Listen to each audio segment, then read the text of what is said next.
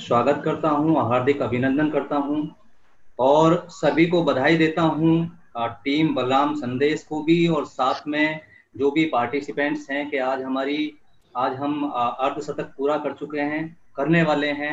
आज 50वीं वेबिनार है हमारी, सफल वेबिनार, जो कि हम लोग 49 कर चुके हैं अब तक। तो मैं आपको भी बधाई देता हूं और हमारी जो टीम है उनको भी बधाई देता हूं। आज का जो हमने धान, इससे पहले धान की सीरीज और लघु धान्य पर सीरीज और अरहर के बाद में ये सोयाबीन की 50वीं वेबिनार है, जिस जो कि सोयाबीन पर है, यानी कि जो सोयाबीन की उत्पादन की तकनीक है उसके बारे में विशेष चर्चा होगी। उसकी जो उन्नत प्रजातियां हैं वो कौन कौन सी हैं उस पर भी चर्चा होगी और किस तरीके से हमें ये खेती करनी चाहिए, वो सब जो उसकी बारीकियां हैं वो सब आज हम जानेंगे। आज हमारे बीच में जो मुख्य वक्ता हैं वो डॉक्टर एम के श्रीवास्तव जी हैं। ये सर जो है वरिष्ठ वैज्ञानिक हैं और प्रभारी हैं अखिल भारतीय सोयाबीन अनुसंधान परियोजना, जवाहरलाल नेहरू कृषि विश्वविद्यालय, जबलपुर, मध्य प्रदेश से हैं। तो मैं सर का भी स्वागत करता हूं। साथियों, आप सब जानते हैं कि जो सोयाबीन की जो फसल है ये दलहन के बजाय तिलहन की फसल मानी जाती है और सोयाबीन जो है शाकाहारी मनुष्यों के लिए मीट से भी ज़्यादा मतलब अच्छी मानी जाती है। जो लोग शाकाहारी हैं उनके लिए ये उससे तुलना की गई है और इसमें बहुत अधिक प्रोटीन होता है। जहाँ तक इसके घटक की बात है तो इसमें 38 से 40% प्रोटीन और 22% ऑयल, 21% कार्बोहाइड्रेट और 12% नमी होता है। सोया प्रोटीन की जो एमिगेमिनो अम्ल की संरचना है वो प्रोटीन, पशु के जो प्रोटीन है उसके समकक्ष है। इसलिए कह सकते हैं कि जो मनुष्य के पोषण के लिए जो सोयाबीन की उच्च गुणवत्ता युक्त प्रोटीन एक अच्छा स्रोत है। कार्बोहाइड्रेट के रूप में आहार जो है रेशा, शर्करा और रेफिनोस एवं स्टाइकियोस होता है, जो कि पेट में पाए जाने वाले सूक्ष्म जीवों के लिए लाभप्रद है। साथियों, विश्व का जो 60% सोयाबीन है वो अमेरिका में पैदा होता है। हमारे यहाँ मध्य प्रदेश में बहुत अच्छा सोयाबीन की खेती होती है और यह कोलेस्ट्रोल, जो सोया प्रोटीन, इसके बहुत सारे बायो प्रोडक्ट भी बनते हैं, जैसे सोया प्रोटीन है, दूध है, पनीर है, ये सारी चीज़ें बनती हैं। तो आज हम इसकी बारीकियों के बारे में जानेंगे और मैं वेबिनार को आगे बढ़ाते हुए हमारे जो गुरु हैं श्री प्रणव व्यास जी, मैं उनसे निवेदन करता हूं। सर जो है भूतपूर्व बीज प्रमाणीकरण अधिकारी रह चुके हैं और सर हमारे गुरु होने के साथ साथ हमारे मोटिवेटर भी हैं। तो मैं सर से निवेदन करता हूं कि वो शॉर्ट में बलराम परिचय दें, जिससे कि हम अपनी वेबिनार को आगे बढ़ा सकें। जी सर, वेलकम सर। धन्यवाद शिव सर। आदरणीय डॉक्टर एम के श्रीवास्तव साहब का आज के 50वें वेबिनार में हार्दिक स्वागत है। सभी वैज्ञानिक, छात्र एवं किसानों का भी हार्दिक स्वागत है। आज हमने अर्धशतक पूरा किया है, जिस प्लेटफॉर्म के माध्यम से उस बलराम संदेश का जो मुख्य उद्देश्य है वो है ये किसानों के द्वारा, किसानों के लिए और किसानों के माध्यम से संचालित होने वाला एक समूह, जिसकी स्थापना सन 2015 में डॉक्टर देवेंद्र व्यास जी, जो कि वर्तमान में वैज्ञानिक एवं प्रभारी आईसीएआर भारत सरकार द्वारा संचालित अखिल भारतीय समन्वित अलसी अनुसंधान परियोजना जवाहरलाल नेहरू कृषि विश्वविद्यालय के क्षेत्रीय कृषि अनुसंधान केंद्र सागर, मध्य प्रदेश में पदस्थ। वर्तमान में राम संदेश 11 राज्यों में फैल चुका है और सतत अपनी जो है बेहतरी के कारण किसानों में लोकप्रिय भी हो जा रहा है। हम अभी तक 49 वेबिनार इसके माध्यम से कर चुके हैं और ये 50वीं वेबिनार है। और इसके पूर्व में ये लॉकडाउन में सोशल प्रौद्योगिकी का सबसे अच्छा उपयोग हमने वेबनियर के माध्यम से किसानों को सलाह एवं आधुनिक तरीके समझाने के लिए उपयोग किया है। और इसी तरीके से जो है प्रतिदिन आने वाली समस्याओं से किसान रूबरू भी होता है और उसके बाद में उसका निदान भी पाता है। लगातार जो है रबी में सफल प्रयासों के बाद में किसानों की निरंतर मांग आती जा रही थी कि अब सोयाबीन के ऊपर, चूंकि बहुत वर्षा बहुत नजदीक है, और अधिकांश हमारा जो एरिया है मध्य प्रदेश का, वो सोयाबीन का है, तो मध्य प्रदेश के ज्यादातर किसानों की ये मांग, ये एक श्रृंखला हम सोयाबीन पर भी चलाई जाए। तो आज हम ये पहली श्रृंखला सोयाबीन की चालू कर रहे हैं। इसके लिए मैं ग्राम संदेश के आयोजकों का बहुत बहुत शुक्रिया अदा करना चाहता हूँ। साथ ही मैं जो है शिव सर को आमंत्रित करता हूँ कि कार्यक्रम। जी सर, बहुत बहुत शुक्रिया सर। आपने बहुत ही संक्षेप में अच्छे से बलराम का परिचय दिया। अब मैं हमारे जो मेंटर हैं और बलराम संदेश के जो कर्ता धर्ता हैं, जिनके सानिध्य में हम सब ये काम करते हैं, मैं श्री डॉक्टर देवेंद्र प्यासी जी, जो कि वरिष्ठ वैज्ञानिक हैं जवाहरलाल नेहरू कृषि विश्वविद्यालय में, अलसी के वरिष्ठ वैज्ञानिक हैं। मैं सर को आमंत्रित करता हूं कि वो जो आज के हमारे मुख्य वक्ता हैं श्री वास्तव जी, उनका परिचय दें और फिर वेबिनार को आगे बढ़ाने में मदद करें। जी सर, प्लीज वेलकम सर। धन्यवाद शिव सर। गौरवपूर्ण पल है हम सबके लिए, क्योंकि जब हमने इस विषय पे विचार किया था कि क्यों ना हम वेबिनार के माध्यम से इस कोरोना काल में किसानों के साथ अपने जो वार्तालाप है, जो जानकारियों का आदान प्रदान है और जो उसकी तन्मयता है, उसको बनाए रखें। उसके लिए हम सब लोगों ने, टीम बलराम ने ये निश्चित किया कि हम रबी सीजन से जो है वेबिनार का शुभारंभ करेंगे, और जिसमें हमारे देश और प्रदेश के जो भी मूर्धन्य विद्वान होंगे, जो उस विषय के सबसे जो है सबसे अच्छे वैज्ञानिक होंगे, उनको हम इस प्लेटफॉर्म पे ले आएंगे किसानों के से सीधे रूबरू होने को, जिससे एक परिचर्चा होगी किसानों और वैज्ञानिकों के बीच में। शासकीय सेवा में, विश्वविद्यालय की सेवा में आने के बाद मुझे ये लगा कि क्यों ना एक ऐसा प्लेटफॉर्म विकसित किया जाए जिसमें हम किसानों के माध्यम से, किसानों के लिए और किसानों के द्वारा एक ऐसा प्लेटफॉर्म का निर्माण करें जिसमें ज्यादा से ज्यादा जानकारियां वैज्ञानिकों के माध्यम से सीधे जो है किसानों को प्राप्त हों, और बिना भ्रमित हुए सहज और सरल तरीके से उपलब्ध कराई गई वो जानकारियां किसान अपनाएं और अपनी खेती को बहुत बेहतर बनाएं। उस दिशा में वैज्ञानिक समुदाय हमारा क्या सहयोग कर सकता है, और विश्वविद्यालय के सानिध्य एवं आशीर्वाद से ये सब तो संभव हो सका। मैं सभी का आभार प्रकट करता हूं इस मंच से।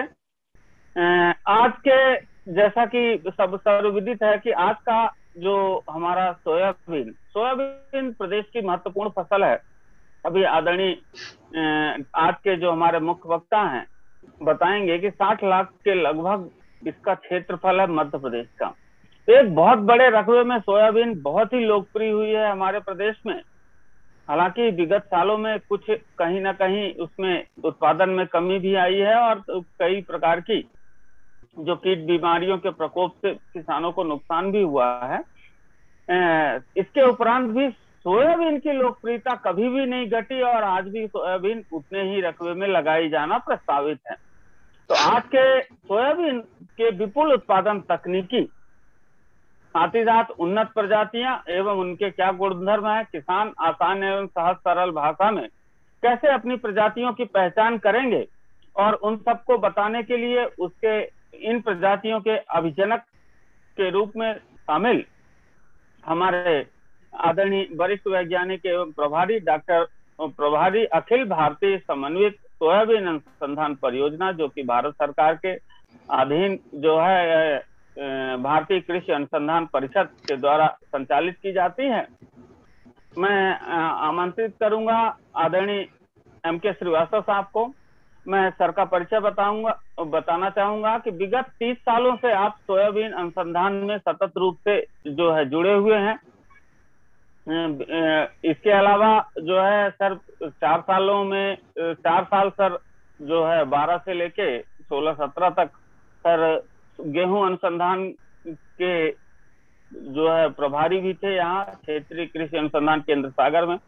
सर का सानिध्य एवं मार्गदर्शन हम लोगों को भी मिला, बहुत कुछ सर से सीखने को मिला हम लोगों को, जिससे आज हम भी सर की तरह जो है थोड़ा बहुत कुछ बेहतर कर पा रहे हैं। इसके अलावा 30 साल का अनुभव के अलावा जो है सर के 50 से ज्यादा जो है अनुसंधान रिसर्च पेपर हैं जो अंतर्राष्ट्रीय एवं राष्ट्रीय जो है जर्नल्स में प्रकाशित हुए हैं। MSc और PhD के बच्चों को जो है 10 से ज्यादा बच्चों को गाइड किया है सर ने। इसके अलावा जो है अंतर्राष्ट्रीय एवं राष्ट्रीय स्तर की संगोष्ठियों में भी जो है सर के व्याख्यान जो है प्रस्तुत हुए हैं। जो सबसे महत्वपूर्ण बात है कि सर जो है विगत 30 सालों से एक ही परियोजना में पदस्थ हैं और जिसके कारण एक लंबा अनुभव है इसके जो है प्रजातियों के निर्माण का, साथ ही उनके विकास का, उनको आम किसानों तक पहुंचाने का एक बहुत लंबा अनुभव है। ऐसे बिरले ही साइंटिस्ट होते हैं जिनका अनुभव किसी फसल विशेष पे इतना लंबा होता है। मैं उम्मीद करता हूं कि आज के व्याख्यान के माध्यम से हमारे किसानों को जो है सहज एवं सरल भाषा में प्रजातियों के गुणधर्म, उनकी विशेषताएं, साथ ही साथ कैसे किसान भाई उनका जो है अपने खेतों पे उनकी शस्त्र क्रिया, उनकी एग्रोनॉमी कैसे इतनी शानदार करें जिससे उनको जो है इस फसल में नुकसान होने की संभावनाएं निरंतर घटें। साथ ही साथ कैसे वो जो है अपने बीज की व्यवस्था भी जो है बीज उत्पादन स्वयं कैसे किसान करें, क्योंकि जो सबसे बड़ी विगत 3-4 सालों से सोयाबीन के उत्पादन कम मिलने से बीज की व्यवस्था को सबसे ज्यादा नुकसान हुआ है। और आज किसान जो है सबसे ज्यादा जो परेशान दिख रहे हैं वो है बीज की व्यवस्था में, क्योंकि पिछले साल जो है स्टेम फ्लाई के अटैक और अन्य व्याधियों एवं पानी की समस्या से फसल को बड़े रकबे का नुकसान हुआ है। मैं किसानों को मंच के माध्यम से बताना चाहूंगा कि आपके पास जो है जैसा है बीज, आप उसका इस्तेमाल करें। एक बार उसका अंकुरण परीक्षण अवश्य कर लें और उसको बाद उसकी क्वांटिटी को बढ़ा के और उसका इस्तेमाल करें। बीज उतना महत्वपूर्ण नहीं जितना उसका बीज उपचार महत्वपूर्ण है आज की दशा और दिशा में, क्योंकि खरीफ सीजन की फसल है, पानी से ज्यादा प्रभावित होती है, तो इसमें फफूंदनाशक और कीटनाशक जो सिस्टम है बीज उपचार का, आदरणीय सर उसको बहुत बेहतर तरीके से आप लोगों के सामने रखेंगे। आप उसको अच्छा करिए, आप निश्चित रहिए आपका उत्पादन जो है भरपूर मिलेगा। इस मंच के माध्यम से इतना ही कहना चाहूंगा और आमंत्रित करूंगा आज के मुख्य वक्ता आदरणीय मनोज श्रीवास्तव सर का कि वो अपना व्याख्यान जो है हम सबको जो है तो प्रस्तुत करें। हम सर के जो है लालायित हैं हमारे किसान, सर की जो है अनुभव को जानने के लिए। आदरणीय सर आपका स्वागत है। धन्यवाद डॉक्टर प्यासी। मेरी आवाज आ रही सभी को? जी सर, अच्छे से आवाज आ रही। आवाज आ रही ना? ओके। हाँ जी सर, हाँ जी सर। तो मैं अपना वीडियो में अपना ऑफ कर रहा हूँ क्योंकि थोड़ा नेटवर्क की प्रॉब्लम हो रही है। बाद में जब ये हो जाएगा लेक्चर खत्म तब फिर वीडियो ऑन करूंगा, थोड़ी उसकी प्रॉब्लम आ रही है ना। तो सभी धन्यवाद डॉक्टर प्यासी और मिस्टर प्रणव व्यास जी, आप दोनों का बहुत बहुत धन्यवाद। आपने मुझे मेरी जरूरत से ज्यादा तारीफ कर दी है। और सभी किसान भाई जो सोयाबीन खेती करते हैं और जो इस कार्यक्रम से जुड़े हैं, जो भी किसान हो, छात्र हो या जो भी व्यक्ति इनसे जुड़ा हुआ है सोयाबीन से संबंधित खेती में, उन सभी का स्वागत है, अभिनंदन है। साथियों, जैसा कि आप सभी जानते हैं, सोयाबीन मध्य प्रदेश की एक बहुत ही महत्वपूर्ण फसल है और ये 1967 में यहाँ पर इसका अनुसंधान शुरू हुआ था और 1967 से लेके आज तक सोयाबीन की लगभग 125 जातियां उत्पादित की जा चुकी हैं, जातियां रिलीज की जा चुकी हैं भारतवर्ष में। उन जातियों में से 48 जातियां जो ऐसी हैं जो बीज उत्पादन कार्यक्रम में, जो ब्रीडर सीड उत्पादन कार्यक्रम है, उसमें उनका प्रोडक्शन लिया जा रहा।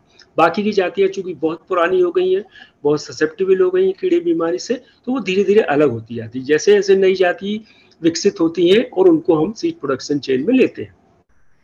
आप सभी जानते हैं भारतवर्ष में 50% सोयाबीन केवल मध्य प्रदेश में पैदा की जाती है। उस 50% में से लगभग 40% जो सोयाबीन है वो हमारा मालवा का क्षेत्र कवर करता है। तो मालवा के किसान सोयाबीन के बारे में बहुत ही होशियार हैं, वो बहुत ही होशियारी से खेती करते हैं। और भी जो दूसरे क्षेत्र हैं वहां भी सोयाबीन की खेती होती है, पर मैंने जो देखा है कि मालवा के किसान बहुत ज्यादा जागरूक है और हर नई नई चीजों को जानने के लिए हमेशा उत्सुक रहते हैं। तो अब जैसे सोयाबीन की खरीफ की फसल है, नेक्स्ट करिए, स्लाइड चेंज करिए। हाँ, सोयाबीन जैसा कि आप सभी जानते हैं खरीफ की फसल है, और खरीफ की फसल होने के कारण सोयाबीन को बहुत सारे कीड़े और बीमारी, जैसे कि मैंने देखा, सबसे पहले अपन समस्याओं की बात करेंगे। सोयाबीन में जो वर्तमान में जो समस्याएं हैं वो चारकोल जर्षण, बहुत सारे क्षेत्र ऐसे हैं जहाँ की मिट्टी बीमार हो गई है, जहाँ की मिट्टी में, क्योंकि ये सॉइल बॉर्न डिजीज है, इसको मृदा जनित बीमारी है, चारकोल जर्षण। दूसरा है पीला मोज़ेक और झुलसन, जो राइजोक्टोनिया एरियल ब्लाइट जिसको बोलते हैं, पौधा ऊपर से सूखना शुरू कर देता। बहुत सारे क्षेत्रफल में इन 3 मुख्य समस्याएं हैं, चारकोल जर्षण, पीला मोज़ेक, झुलसन। इन बीमारियों का प्रकोप बहुत बड़े क्षेत्रफल में देखा जा रहा। अब इसके बाद आती है बात कीटों में हरा सेमीलूपर, तंबाकू की इल्ली, गडल बीटल प्रकोप कुछ खास क्षेत्रों में देखा जाता है। हरा सेमीलूपर का भी प्रकोप कुछ खास क्षेत्रों में देखा जाता है। तो कुल मिला के जो मुख्य कीट है जो सोयाबीन के, वो ये है, हरा सेमीलूपर, तंबाकू की इल्ली, गडल बीटल, तलमक्खी, सफेद मक्खी। अब एक कीट और इसमें कभी कभी उसका भी बहुत ज्यादा प्रकोप होता है, जिसको बोलते हैं बिहार हैरी कैटरपिलर, जिसके बाल होते हैं, काले रंग का कीड़ा होता है। ये भी फसल को जब इसका प्रकोप होता है तो बहुत ज्यादा नुकसान करता है और 80-90% तक फसल को ये छट कर जाता है। अब तीसरी जो समस्या है, भूमि में आवश्यक मुख्य तथा सूक्ष्म पोषक तत्वों का असंतुलन। देखिए, ये बात निश्चित रूप से सही है। मैं सारे किसानों को नहीं बोलूंगा कि जो खाद अपने खेत में डालते हैं वो पूरी पर्याप्त मात्रा में नहीं डालते, और इसका कारण ये भी है, किसान भाई उसको ये भी ना समझे, क्योंकि किसान को खरीफ की फसल होने के कारण सोयाबीन पे विश्वास कम होता है, कब सूखा पड़ जाए, कब भारी वर्षा हो जाए, तो उसने जो भी लागत उसमें लगाई है वो उसको कोशिश करता है कि हम थोड़ा कम लागत कम हो, इसलिए वो क्या करता है, सूक्ष्म पोषक तत्व और मुख्य पोषक तत्व उसमें नहीं डालता। गोबर की खाद, कार्बनिक पदार्थ, ये इनकी कमी भी मृदा में पिछले बहुत सालों में देखी गई है। पांचवी बात आती है समुचित जल प्रबंध। ये सबसे महत्वपूर्ण समस्या आजकल ये देखी जा रही है कि खरीफ में किसान भाई सोयाबीन की फसल में जब लंबा सूखा होता है तब वो लोग उसमें पानी नहीं देते, सिंचाई नहीं करते, लंबा सूखा पड़े। नेक्स्ट करिए, नेक्स्ट प्लीज। हाँ, जल प्रबंध का अभाव, जैसे इसके पहले वाली करिए, इसके पहले वाली स्लाइड दिखाइए प्लीज। हाँ, समुचित जल प्रबंध का अभाव, जैसे कि बताया, सूखा पड़ता है, कई बार 15-15 दिन का सूखा पड़ता है, कई बार बहुत ज्यादा वर्षा होती है। तो इन समस्याओं में जल प्रबंध की समस्या सबसे बड़ी देखी गई है। हमने देखा, कई बार हम लोग विजिट करते हैं, कई बार घूमने जाते हैं, सड़कों के किनारे जो सोयाबीन के खेत हैं वहां पर देखते हैं कि एक हफ्ते पानी वहां पर भरा रहता है और फसल डूबी रहती है। अब इस स्थिति में ऑक्सीजन की कमी हो जाती है और फसल में हमको उतना उत्पादन नहीं मिलता। तो मेरा एक ही कहना है, पहले तो जल प्रबंध की व्यवस्था करिए। कभी लंबा सूखा पड़े तो आपको एक सिंचाई की कम से कम, आपको जो क्रांतिक अवस्था है, जो फसल की क्रांतिक अवस्था होती है, फूल और जब फली भरती है, इस समय यदि पानी की कमी होती है तो निश्चित रूप से पानी का प्रबंध अपन को करना चाहिए। अब जो छठवीं समस्या है वो खरपतवार की समस्या है। ऐसे ऐसे खरपतवार, सकरी पत्ती वाले, चौड़ी पत्ती वाले, इतने खरपतवारों की समस्या हो गई है। इस कारण से, खरपतवारों की समस्या के कारण से कई किसान भाई सोयाबीन का जो बीज है उसको डबल डालते हैं, उसकी दोगुनी मात्रा उपयोग करते हैं कि हमको खरपतवार की समस्या, क्रॉप के नीचे रह जाए, फसल के वो नीचे रह जाए, इसलिए वो बीज की मात्रा बहुत ज्यादा बढ़ा देते हैं कि वो जो उसके जो खरपतवार हैं वो ऊपर ना आ पाए, इसलिए वो सीड रेट बढ़ा के बोनी करते हैं। अब जो सातवीं समस्या है मौसम की प्रतिकूलता, जलवायु परिवर्तन।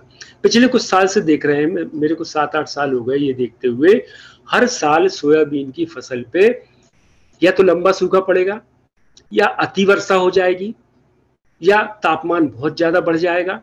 तो ये जो बहुत सारी समस्याएं आ रही हैं, तो अगर आप कुछ समस्या जो अपने हाथ में है उसको अपन कर सकते हैं, उनको अगर अपन अपना लें, खेती के उन्नत तरीकों को अपना लें, तो निश्चित रूप से हमको अधिक लाभ और अधिक उत्पादन मिलेगा। Next please.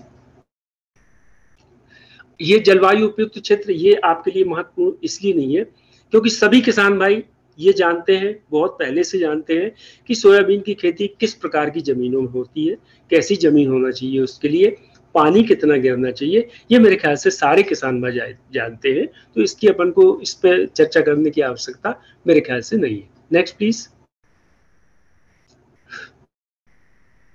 हाँ, ये जब सबसे महत्वपूर्ण बात आती भूमि का चयन एवं तैयारी, हमको भूमि का चयन किस प्रकार से करना है।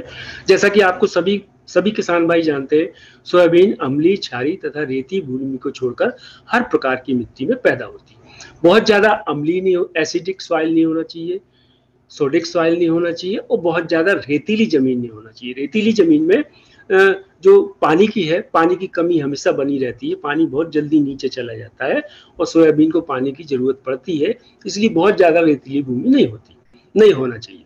अब सोयाबीन की खेती उन खेतों में ही करें जहां जल भराव, जैसे हमने बोला, आपको पहले बताया था कि हमको सोयाबीन की खेती उन क्षेत्रों में ही करें जहां जल भराव की समस्या ना हो। सोयाबीन की खेती के लिए आप एक बात मान के चलिए कि अगर 48 घंटे से ज्यादा खेत में पानी भरा है तो उत्पादन उसके अनुरूप निश्चित रूप से घटता जाता है। तो इसलिए हमको ऐसी जमीन में हमको सोयाबीन लगाना है जहां जल भराव ना हो, या जल भराव होता भी है तो ज्यादा से ज्यादा 1 या 2 दिन में उसकी निकासी अच्छे से हो जाए। अब तैयारी कैसे करना है। रबी की फसल जैसे ही अपनी काटते हैं उसके तुरंत बाद गर्मी में गहरी जुताई करें। गहरी जुताई से देखिए बहुत अच्छा फायदा होता है। आपको मालूम है कीड़े और बीमारी जो जमीन में रहते हैं, अगर हम रबी की फसल काटने के बाद गहरी जुताई कर दें तो वो मिट्टी पलटती है। मिट्टी पलटने से क्या होता है, जितने कीड़े बीमारी, उनके अंडे, जो फंगस है, वो मिट्टी पलटने से ऊपर आ जाते हैं। और जब गर्मी में तापमान 40, 42, 45 डिग्री तक जाता है तो उसके संपर्क में आके ये कीट और बीमारी के कीटाणु ये समाप्त हो जाते हैं। इसलिए बार बार आपको ये सलाह दी जाती है कि आप गर्मी में गहरी जुताई करें, है ना। अच्छा, 15 से 30 दिन आपको खेत छोड़ना है जिससे ये सारे कीट और जो भूमि जनित बीमारी है वो नष्ट हो जाए, ठीक है। और अच्छा, इससे क्या होगा, जल धारण क्षमता है जो भूमि की, वाटर होल्डिंग कैपेसिटी जिसको कहते हैं, वो भी बढ़ती है, और फिजिकल कंडीशन जो भौतिक दशा होती है उसमें भी सुधार होता है। मिट्टी भुरभुरी हो जाती है, जड़ों को अच्छा फैलने का टाइम मिलता है, अच्छी जगह मिलती है। क्योंकि आजकल हम देख रहे हैं कि आप 3 या 4 इंच के नीचे हमारी जमीन इतनी कड़ी हो गई है कि उसकी जो पौधे की जड़ें हैं उनको अंदर जाने में या उनको बढ़ने में काफी समस्या होती है। कई बार देखना पौधे छोटे रह जाते हैं। तो हमको इस बात का ध्यान रखना चाहिए कि गहरी जुताई करें जिससे मिट्टी भुरभुरी हो जाए, जड़ों का अच्छी तरह से विकास हो। नेक्स्ट प्लीज, चेंज करिए। हाँ, ये बात ये सभी जानते हैं, सभी किसान भाई जानते हैं, इसको हम बहुत ज्यादा डिस्कस नहीं करेंगे। गोबर की खाद, compost, vermi compost, single super phosphate को खेत में समान रूप से छिड़कने के बाद बोने के लिए गहरी जुताई करना श्रेष्ठ है ना। आपको ये खाद आपको बोनी के पहले डालना है और उसके बाद समान रूप से छिड़कने के बाद जुताई कर दे तो मिट्टी में अच्छी तरह से ये मिल जाएगी। अच्छा, खेत की मिट्टी भुरभुरी हो जाए, खरपतवार नष्ट हो जाए, इस प्रकार से जुताई करना चाहिए। बुआई के पूर्व खेत के निचले हिस्से अगर आप साधारण बोनी कर रहे हैं, साधारण तरीके से बोनी कर रहे हैं, आपके पास बोनी के जो वर्तमान में यंत्र अच्छे अच्छे आ गए हैं, अगर आपके पास वो उपलब्ध नहीं है तो बुआई के पूर्व खेत के निचले हिस्से में प्रति 20 मीटर अंतराल पर जल निकास नाली का अवश्य कर लें। आप नाली निकाल लें तो निश्चित रूप से, अब नाली निर्माण निश्चित रूप से आपको करना है अगर आप साधारण तरीके से बोनी कर रहे हैं। रिच फरो या जो भी बीबीएफ जो भी मेथड है इसकी बोनी की, अगर आप उनको नहीं कर रहे, सिंपल तरीके से बोनी कर रहे, तो आपको प्रति 20 मीटर पर नाली का निर्माण कर लें। जैसे अधिक वर्षा की दशा में इससे क्या होगा, ज्यादा बरसात होगी तो पानी का निकास हो जाएगा, और अगर अवर्षा की स्थिति है, पानी नहीं गिर रहा, कम पानी गिर रहा, तो इन नालियों के माध्यम से हम अपनी फसल में सिंचाई भी उपलब्ध करा सकते हैं, सिंचाई भी दे सकते हैं। तो हर 20 मीटर पे आपको नाली का निर्माण करना है यदि साधारण रूप से बोनी आप कर रहे हैं, सीड ड्रिल से बोनी जैसे करते हैं। Next please. हाँ, ये सबसे महत्वपूर्ण बात है किसान भाइयों, सोयाबीन की बुआई का जो समय है उसका बिल्कुल निश्चित रूप से ध्यान रखें। सोयाबीन की बुआई 20 जून से लेके 5 जुलाई के बीच में, 20 जून से लेके 5 जुलाई के बीच में आपको करना है, जिससे आपको बहुत ही अच्छे परिणाम मिलेंगे। कई किसान भाई क्या करते हैं, जैसे ही पानी गिरा, भले 3-4 इंच पानी गिर जाए, 3-4 इंच पानी 20 जून के पहले कई किसान भाइयों ने पिछले साल 10 जून के आसपास बोनी कर दी थी, लंबा सूखा उनको मिला। उसके बाद एक समस्या और आती है कि अगर आपने जल्दी बोनी कर दी है तो कीड़े और बीमारी का बहुत ज्यादा प्रकोप होता है, स्टेम फ्लाई का प्रकोप भी इसलिए होता है। तो हम बोनी के लिए बहुत जल्दी ना मचाएं, क्योंकि हमारे पास बोनी के लिए 15 दिन का टाइम रहता है। 20 जून से लेके 5 जुलाई के बीच में आप बोनी करें। अगर 2-4 दिन आगे पीछे भी हो जाता है तो इससे कोई ज्यादा फर्क नहीं पड़ता। और अगर 5 जून मतलब 10 जुलाई के बाद बोनी करना है आपको तो, और मानसून नहीं है, तो जहां पर सिंचाई के साधन उपलब्ध हो वहां पर बोनी समय से ही करें। मतलब 10 जुलाई के पहले आपको बोनी निपटाना है, भले ही सूखा पड़ जाए, आप सिंचाई लगा के बोनी करें। सोयाबीन की बुआई 20 जुलाई से बाद करने की अनुशंसा नहीं है, इस बात का ध्यान रखें। कई किसान भाई देर से बोनी करते हैं, उनको 1 या 2 क्विंटल प्रति हेक्टेयर उत्पादन मिलता है। अब जातियों का चयन, ये सबसे महत्वपूर्ण बात है। आज हमारे किसान भाई ये स्थिति है, पिछले 2-3-4 साल से देख रहे हैं, बीज की बहुत कमी हो रही है। एक बात तो मेरा ये कहना है, आप अपना स्वयं का बीज बनाएं। आपकी बीज की कीमत भी बहुत ज्यादा हो गई, आप अपना स्वयं का बीज बनाएं, एक मेरी सलाह है। बीज उत्पादन का इसके बाद कभी मौका मिलेगा, डॉक्टर प्यासी और वो डॉक्टर व्यास से मैं कभी मेरा एक बीज उत्पादन कैसे करना है सोयाबीन में, किसान अपना स्वयं का बीज कैसे बनाए, इस बारे में भी आपसे चर्चा निश्चित रूप से करना चाहूंगा। हाँ, अब जाति की बात आती है। सोयाबीन की जातियों को चुनाव उस क्षेत्र, वर्षा की दशा, औसत एवं भूमि के प्रकार को ध्यान में रखकर करना चाहिए। ये बिल्कुल स्पष्ट बात है कि सोयाबीन गहरी काली मिट्टी में कौन सी सोयाबीन लगाना है, हल्की मिट्टी में कौन सी लगाना है, जहां वर्षा ज्यादा होती वहां पर कौन सी लगाना है, जहां वर्षा कम होती वहां पर कौन सी लगाना है। तो इन बातों का निश्चित रूप से किसान भाई ध्यान रखें कि हमको औसत से कम वर्षा, हल्की से मध्यम भूमि, अगर औसत से कम वर्षा है, हल्की से मध्यम भूमि है, तो वहां पर शीघ्र पकने वाली जातियां लगाएं। अब औसत से अधिक वर्षा, मध्यम से भारी भूमि, ज्यादा बरसात है जहां और मध्यम से भारी भूमि है, वहां पे मध्यम अवधि की जातियां लगाना चाहिए। अच्छा, अब जो तीसरी बात आती है, सोयाबीन की उन्नत जातियां अनुवांशिक रूप से शुद्ध, कम से कम 70% अंकुरण क्षमता वाली होना चाहिए, तभी हमको पर्याप्त रूप से पौध संख्या मिलेगी। अगर हमारे बीज में 70% अंकुरण क्षमता है तो आपको पर्याप्त मात्रा में पौध संख्या उस क्षेत्र को 1 हेक्टेयर या 1 एकड़ में पर्याप्त संख्या हमको मिल जाएगी यदि 70% अंकुरण टेस्ट करने के बहुत सारे तरीके हैं। ये मेरे ख्याल से ये किसान भाई सभी जानते हैं कि अंकुरण परीक्षण की जो विधियां हैं, मैं इसके बारे में आखिरी में और डिस्कस करना चाहूंगा कि अंकुरण परीक्षा अपन को कैसे करना है। Next please. ये तो मध्य प्रदेश का ये सोयाबीन का कौन कौन से क्षेत्र में सोयाबीन मुख्य रूप से लगाई जाती है और कौन कौन सी जातियां, इसमें कुछ पुरानी जातियां हैं, मैं चाहता था कि नई जातियां भी इसमें ऐड कर दें, तो ये आपके लिए उतना महत्वपूर्ण नहीं है। Next please. हाँ, अब जो जातियों की बात मैंने की, ये पुरानी जाति है। 1992 में ये जाति विकसित की गई थी, JS 335। जैसे जातियों की चुनाव की बात हुई थी, अब कौन कौन सी उन्नतशील जातियां हैं और कौन सी ऐसी जातियां हैं जो इस समय मध्य प्रदेश में या भारतवर्ष में बहुत ज्यादा चल रही हैं और उनकी मांग है। अब ये सबसे पहली, ये 1992 में विकसित की गई थी, परंतु आज भी ये किस्म बहुत सारे किसान भाई लगा रहे हैं और ये बहुत बड़े क्षेत्र के लिए अनुकूल है। भारतवर्ष के किसी भी क्षेत्र में इस जाति को लगा दें, ये कुछ ना कुछ उत्पादन देकर ही जाती है। चाहे कितना भी वहां जमीन में समस्या हो या पानी की समस्या हो, सूखे की समस्या हो, इस जाति में ऐसी खासियत है कि इसको किसान आज भी नहीं छोड़ रहा। ये किसान, ये जाति जो है कर्नाटक में भी बहुत प्रसिद्ध है, इसलिए ये बीज उत्पादन कार्यक्रम से अलग नहीं की गई है। 1992 की जाति आज तक इसको अलग, जैसे गेहूं में लोकवन जाति को अभी तक हम हटा नहीं पाए हैं, उसी प्रकार से 335 भी ये महारानी है जो आज भी राज कर रही है किसानों के दिल पे। Next please. हाँ, ये 93-5, ये देखिए, ये जाति भी पुरानी हो गई। 335, 93-5, 95-60, ये 3 ऐसी जाति हैं जो किसान भाई लगाते हैं, उनको उत्पादन बहुत कम मिलेगा क्योंकि ये जातियां बहुत पुरानी हो गई हैं और इसमें कीड़े और बीमारी के प्रति बहुत ज्यादा सहनशीलता आ गई। तो हमको कोशिश ये करना है कि ये 3 जातियों को हम इनको बढ़ावा ना दें।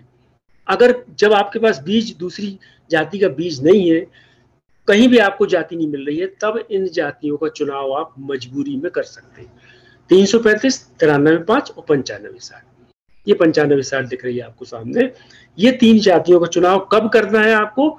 जब आपके पास कोई दूसरा बीज उपलब्ध ना हो, मतलब जिसको कहते हैं ना मजबूरी में हमने किया है साहब ये, तो उस स्थिति में हम ये 3 जातियों का चुनाव करें और कोशिश ये हमारी होनी चाहिए। अब बहुत सारी नई नई जातियां आ गई हैं, हालांकि बीज की उपलब्धता कम है, परंतु कोशिश हम ये करें कि नई नई जातियों का अपने खेत में बोनी करें। ये उनके गुण विशेष है, जैसे 95-60 का गुण है ना, तो ये इन जातियों को हम कोशिश करें कि इनको अवॉइड करें, इनको बढ़ावा ना दें। Next please. हाँ, ये जैसे 93-5 और 95-60 की जो हम बात कर रहे थे, उसका एक रिप्लेसमेंट है, उसको हमने इस जाति से विस्थापित कर दिया। 20-34 और 95-60, 95-60 बहुत पुरानी जाति थी, हमने उसी जाति को लेके एक नई जाति विकसित कर दी है। ये 20-34 अति शीघ्र पकने वाली प्रजाति है, इसमें अन्य जाति प्रजातियों अपेक्षा अधिक उपज देने की क्षमता है।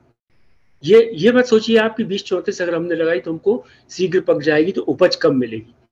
इसकी उपज भी लगभग 22 से 25 कुंटल तक आती है। ये हम नहीं, ये किसान भाई अपने खुद बताते हैं मुझे कि सर ये वैरायटी में 20 से 25 कुंटल तक उत्पादन मिलता है। अच्छा, दूसरा ये बहु प्रतिरोधी प्रजाति है, चारकोल जड़ सड़न, झुलसन, जीवाणु धब्बा, पानी धब्बे, तना मक्खी, चक्रवात, ये इन सबको सहन कर जाती है। इस पे इनका अटैक जरूर होता है, इन बीमारियों का और कीटों का हमला जरूर होता है, परंतु उसके बाद भी ये उनको सहन कर जाती है और हमको उत्पादन इसमें अच्छा मिलता है। अंकुरण क्षमता बहुत अच्छी है, इसको लंबे समय तक हम रख सकते हैं, मतलब 9 महीने से 12 महीने के बीच तक हम इसको आराम से रख सकते हैं। ये कम से मध्यम वर्षा, हल्की से मध्यम भूमि, उथली भूमि, जैसे हमने चर्चा की थी शीघ्र पकने वाली जातियों को किन जमीनों में लगाना है, यह कम से मध्यम वर्षा, हल्की से मध्यम भूमि, उथली भूमि ऐसा एवं फसल गहनता बढ़ाने के लिए उपयुक्त है। फसल गहनता का मतलब ये है कि जो दूसरी जातियां हैं, जो अन्य जातियां हैं, उनको हम 45 सेंटीमीटर पे बोते हैं। ये समझ लीजिए इस चीज को, जो अन्य जातियां हैं उनको हम 45 सेंटीमीटर मतलब 1.5 फुट की दूरी पे बोना की हम उनको सलाह देते हैं, परंतु ये जाति सीधी बढ़ने वाली है और छोटी है, हाइट में छोटी है, इसलिए इसको हम 30 सेंटीमीटर पर लगाने की सलाह देते हैं। 30 सेंटीमीटर मतलब 1 फुट की दूरी, कतार से कतार की दूरी 1 फीट की रखना है आपको, तब आप इस जाति को आराम से लगा सकते हैं। ये जाति फैलती नहीं है, इसलिए हम बोलते हैं ये फसल गहनता बढ़ाने के लिए। अंतर्वर्ती इंटरक्रॉपिंग में भी आप इस जाति का उपयोग कर सकते हैं, आपको अच्छा उत्पादन देगी। Next please. ये दिख नहीं रहा, 20-29 है, 20-69 है, ये थोड़ा सा देखिए, ये बलराम संदेश का जो ये आ रहा ना ऊपर, इसमें ये दिख नहीं रहा। सर 2069 है। 2069 है। 2069 ये जाति मध्य प्रदेश के लिए विकसित की गई थी, मतलब सेंट्रल जोन के लिए विकसित की गई थी। और आज ये प्रजाति इतनी अच्छी प्रजाति है, बहुत अच्छा उत्पादन दे रही, 94 से 98 दिन के बीच में पक जाती है। एवरेज इसकी मैच्योरिटी है जो 94 से 98 दिन के बीच में किसी भी परिस्थिति में पक जाती है।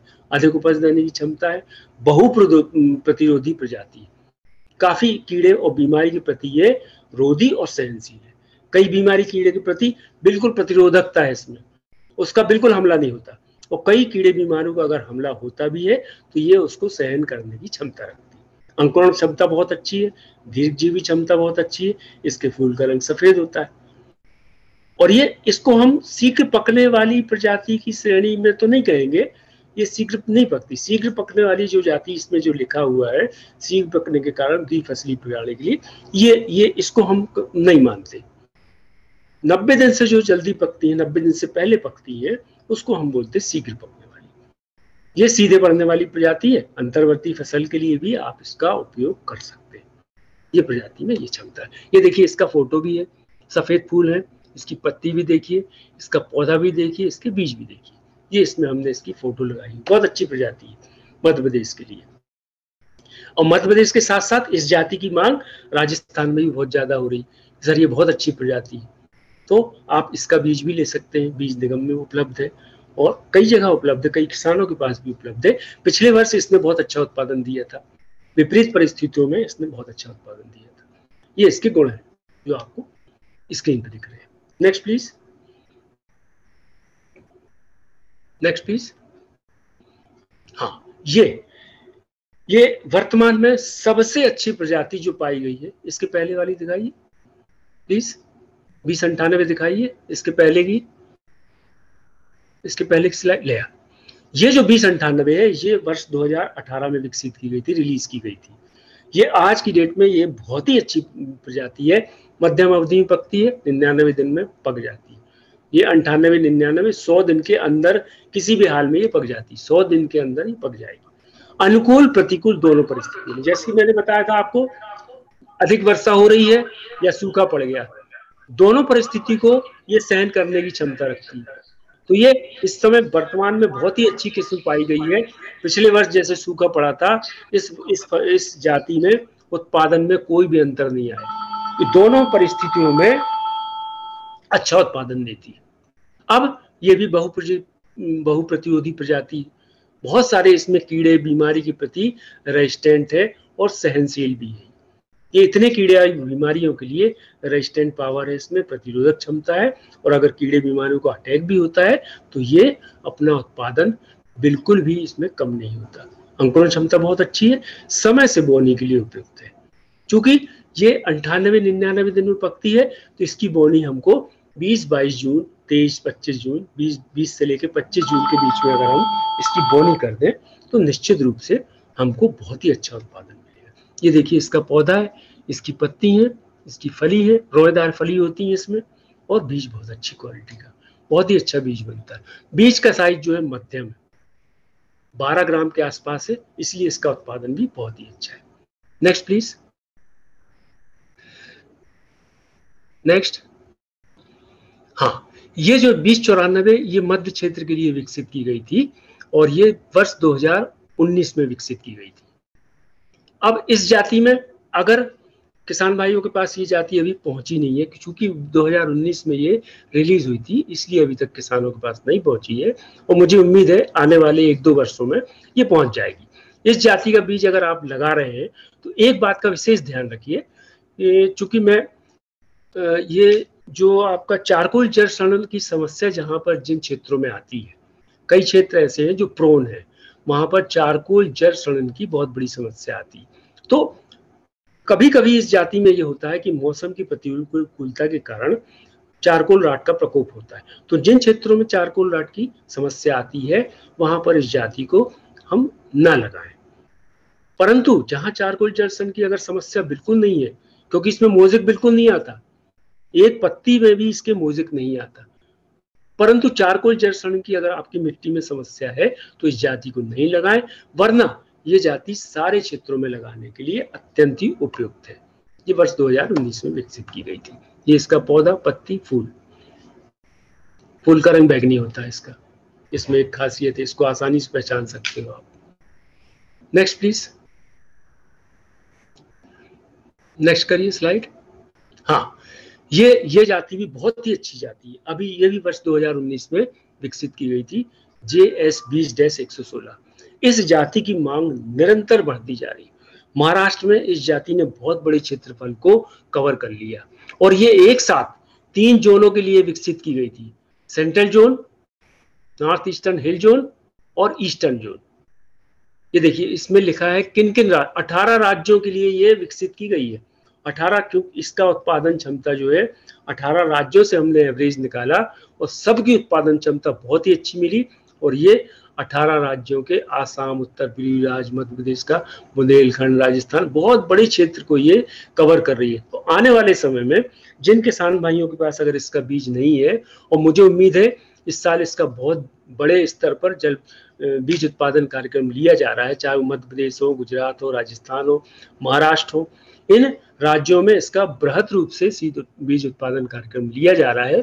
और मुझे उम्मीद है कि अगले साल जिन किसान भाइयों के पास बीज इसका नहीं पहुंचा है, अगले वर्ष इसका बीज निश्चित रूप से उपलब्ध हो जाएगा। इसका जो फूल का रंग है वो सफेद है, फली और तना इसके चिकने होते हैं और ये अनुकूल प्रतिकूल दोनों परिस्थितियों में उपज देने की क्षमता रखती है। अब एक और इसकी खासियत है, अभी जो हम बात कर रहे थे कि हमारे यहाँ लेबर की, मैन पावर की कमी हो रही, लेबर की कमी हो रही। हम कोशिश करते हैं कि हम अपनी सोयाबीन को ज्यादा से ज्यादा मशीन से काटें। तो ये जाति इतनी ऊंची है और इसमें 4-5 इंच ऊपर से इसकी फलियां लगती हैं। तो ये जाति की विशेषता है कि मशीन की कटाई के लिए बहुत ही उपयुक्त पाई गई है ये किस्म। तो बहुत ही अच्छी किस्म है। अगर बीज नहीं है निश्चित रूप से अगले साल इसका बीज आपको उपलब्ध हो जाएगा। अब एक और महत्वपूर्ण बात आती है कि उत्तम बीज और बीज दर कितनी होना चाहिए। अभी हम देख रहे हैं किसान भाई, कई किसान भाई, सारे तो नहीं, कई किसान भाई 125 किलो से, मतलब 120 किलो से 150 किलो प्रति हेक्टेयर की मात्रा उपयोग कर रहे हैं, बीज दर उपयोग कर रहे हैं। ये नहीं होना चाहिए, ये हमको नहीं करना। आप बीज दर 60 से 80 किलोग्राम के बीज के हिसाब से रखें। अब 60 से 80 किलोग्राम बीज दर कैसे रखना है, 60 किलो बीज किस जाति का रखना है और 80 किलो बीज कैसे रखना है। जब बीज छोटे हो, ज्यादा फैलने वाली प्रजाति हो, तो 60 से 65 किलोग्राम। ये बिल्कुल आप अपने दिमाग में ये चीज को बिठा लीजिए। बीज छोटे हो, ज्यादा फैलने वाली प्रजाति हो, हमको केवल 60 से 65 किलोग्राम बीज रखना। अब बीज बड़ा हो, कम फैलने वाली प्रजाति हो, जैसा कि हमने बताया 20-34 हो गई और 95-60 हो गई, ये आप लगा रहे हो, इनका बीज बड़ा है और फैलती नहीं है, कम फैलने वाली प्रजाति, तब हमको 75 से 80 किलोग्राम प्रति हेक्टेयर बीज का उपयोग करना। इससे ज्यादा हमको बीज का उपयोग नहीं करना। देखिए आप जानते हैं कि सबसे महंगा जो इनपुट है इस समय आदान है, सबसे महंगा आदान है वो बीज है। अभी मुझे कई लोगों ने बताया सोयाबीन का बीज जो है 10,000 रुपए से लेके 19,000 रुपए कुंटल तक बेचा गया है और बेचा जा रहा है और कई किसान भाई हैं मजबूरी में इसको खरीद रहे हैं। तो ये सबसे बड़ी बात ये है, इसका ध्यान रखें आप कि हमको इन बीज की मात्रा से अधिक बीज उपयोग नहीं करना है प्रति हेक्टेयर। ठीक है। अब इस बीज का अगर हम उपयोग करते हैं तो पौध संख्या हमको कितनी मिलती है, 4 से 6 लाख। सोयाबीन में जो रिकमेंडेड पौध संख्या है, जिसकी सलाह दी जाती है, वो 4 से 6 लाख पौधे प्रति हेक्टेयर रखना चाहिए, तो आपको पूरा अच्छा उत्पादन मिलेगा। अब 4 लाख पौधे ज्यादा फैलने वाली प्रजाति और 6 लाख पौधे कम फैलने वाली प्रजाति, जैसे 95-60, 20-34, ये कम फैलने वाली प्रजाति, रोटो डिस्टेंस कम है, कतार से कतार की दूरी कम है, तो इसका बीज हमको ज्यादा उपयोग करें। अब एक बहुत ही महत्वपूर्ण बात है कि हम अपने बीज का उपचार किस प्रकार से करें। बीज का उपचार के लिए बहुत सारी दवाइयां हैं बाजार में, परंतु आपने देखा होगा कार्बनडाजिम एक जो दवाई है वो आजकल बैन हो गई है। तो हमने अपनी स्लाइड में, चाहे तो आप इसकी फोटो ले सकते हैं अपने मोबाइल से, हमने अपने इस जो स्लाइड में सारी नई दवाइयां जो नए मॉलिक्यूल्स हैं आज मार्केट में उपलब्ध है, बाजार में उपलब्ध है, वो हमने इसमें डाले हैं। अगर आपके पास कार्बाक्सिन 37.5% और थायरम 37.5%, ये आपको 2 ग्राम प्रति किलो बीज के हिसाब से उपयोग करना। ठीक, एक तो बीज उपचार ये हो गया। अब या यदि और किसान भाई और अच्छी दवाई लेना चाहते हैं तो थायोफिनेट मिथाइल प्लस पायराक्लोस्टोबिन, इसका मिक्सचर आता है, थायोफिनेट मिथाइल और पायराक्लोस्टोबिन। अगर मिक्सचर नहीं भी मिलता है तो दोनों दवाई हम अलग अलग खरीद सकते हैं। ये 50% दवा 1 से लेके 1.25 मिलीलीटर, 1 से लेके 1.25 मिलीलीटर प्रति किलोग्राम बीज की दर से इसको उपचारित करें। 1 किलो बीज में ये दवाई केवल 1 से लेके 1.25 मिलीलीटर लगेगी आपको, उतनी उपचारित आपको उपयोग करना। अब एक दवा और नई आ गई है, ये दवा इसी साल मैंने देखी है, ये पूर्व मिश्रित दवा है। ये बाजार में आपको मिश्रण के साथ में मिलती, इसी प्रकार के मिश्रण मिलती। पेनफ्लूफेन, पेनफ्लूफेन प्लस ट्राइफ्लॉक्सीस्टोबिन, ट्राइफ्लॉक्सीस्टोबिन, इसका नाम डिफिकल्ट है, इसको चाहे तो आप फोटो ले लें इसकी। ये क्या है, 38FS, 38FS के नाम से आती है। ये दवा केवल आपको 1 मिलीलीटर प्रति किलो बीज के हिसाब से उपयोग करना, 1 ml बीज दवाई को 1 किलो बीज में उपयोग करना। अब इसके बाद जैविक फफूंदनाशक एक और आता है, इसका निश्चित रूप से आप उपयोग करें, ये बहुत बड़ी मात्रा में बाजार में उपलब्ध है। जहां पर फफूंद की बीमारी आती है, जिन जमीनों में फफूंद की समस्या है, फफूंद की जो बीमारी आती है, उसके लिए ट्राइकोडर्मा हर्जियानम, एक ट्राइकोडर्मा वीडी आता है और एक ट्राइकोडर्मा हर्जियानम आता है। ठीक है, तो ये आपको इसकी कितनी मात्रा लगना है, 5 ग्राम मात्रा प्रति किलो बीज की दर से इसको हम बीज को उपचारित कर सकते हैं। यदि ऊपर वाली तीनों दवाई उपलब्ध नहीं है तो आप ट्राइकोडर्मा हर्जियानम नामक जैविक फफूंदनाशक की 5 ग्राम मात्रा 1 किलो बीज के लिए पर्याप्त है। इससे क्या होगा, जो भूमि जनित बीमारी है, मृदा जनित बीमारी रोग है, उस पर हम अपना नियंत्रण इस पे पा सकते हैं। Next please. हाँ, अब जिन जमीनों में तना मक्खी की समस्या है, सफेद मक्खी की समस्या है, पीला मोज़ेक वायरस की समस्या, वहां पर हमको कौन सी दवा का उपयोग करना है, थायोमेथाक्साम 30FS, थायोमेथाक्साम 30FS, ये कीटनाशक दवा है।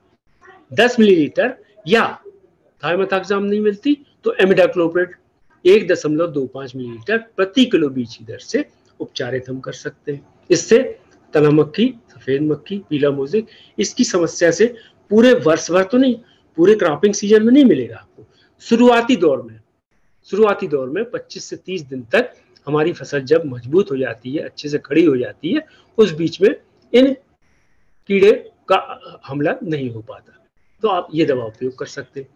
फफूंदनाशक, कीटनाशक दवा के उपरांत ये सभी किसान भाई जानते हैं कि हमको कौन सा बीज उपचार करना है, राइजोबियम कल्चर। अब इन दवाइयों से आपने अपने बीज को उपचारित कर लिया, उसके पश्चात फफूंदनाशक एवं कीटनाशक दवा के उपचार के पश्चात 5 से 10 ग्राम ब्रेडी राइजोबियम, एक राइजोबियम कल्चर आता है, उससे भी अच्छा एक कल्चर और निकला है जिसको हम बोलते हैं ब्रेडी राइजोबियम। अगर राइजोबियम कल्चर आपके पास है तो उसका उपयोग कर लीजिए, और यदि आप चाहें तो एक ब्रेडी राइजोबियम और मार्केट में आ गया, बाजार में आ गया है, ये हम 5 से 10 ग्राम, इसकी मात्रा 5 से 10 ग्राम, और पीएसबी कल्चर एक और है, पीएसबी कल्चर, ब्रेडी राइजोबियम और PSB culture, potassium solubilising bacteria इसको बोलते हैं। इससे आपको अपना बीज को उपचार करना है।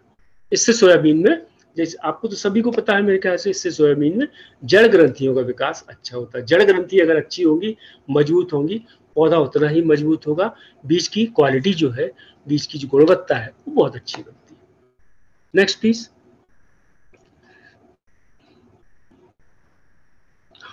अब उर्वरक और खाद, जैसा कि मैंने आपको बताया था कि उर्वरक और खाद, ये सबसे महत्वपूर्ण बात है कि हमको अपने सोयाबीन के खेत में, देखिए कार्बनिक पदार्थ की, जैसे मैंने बोला कि कमी हो रही है, उसकी कमी को दूर करने के लिए हमको गोबर की खाद प्रति 3 वर्ष में, ये हम हमेशा नहीं डालना, आपको 3 वर्ष में आप एक बार कोशिश करें।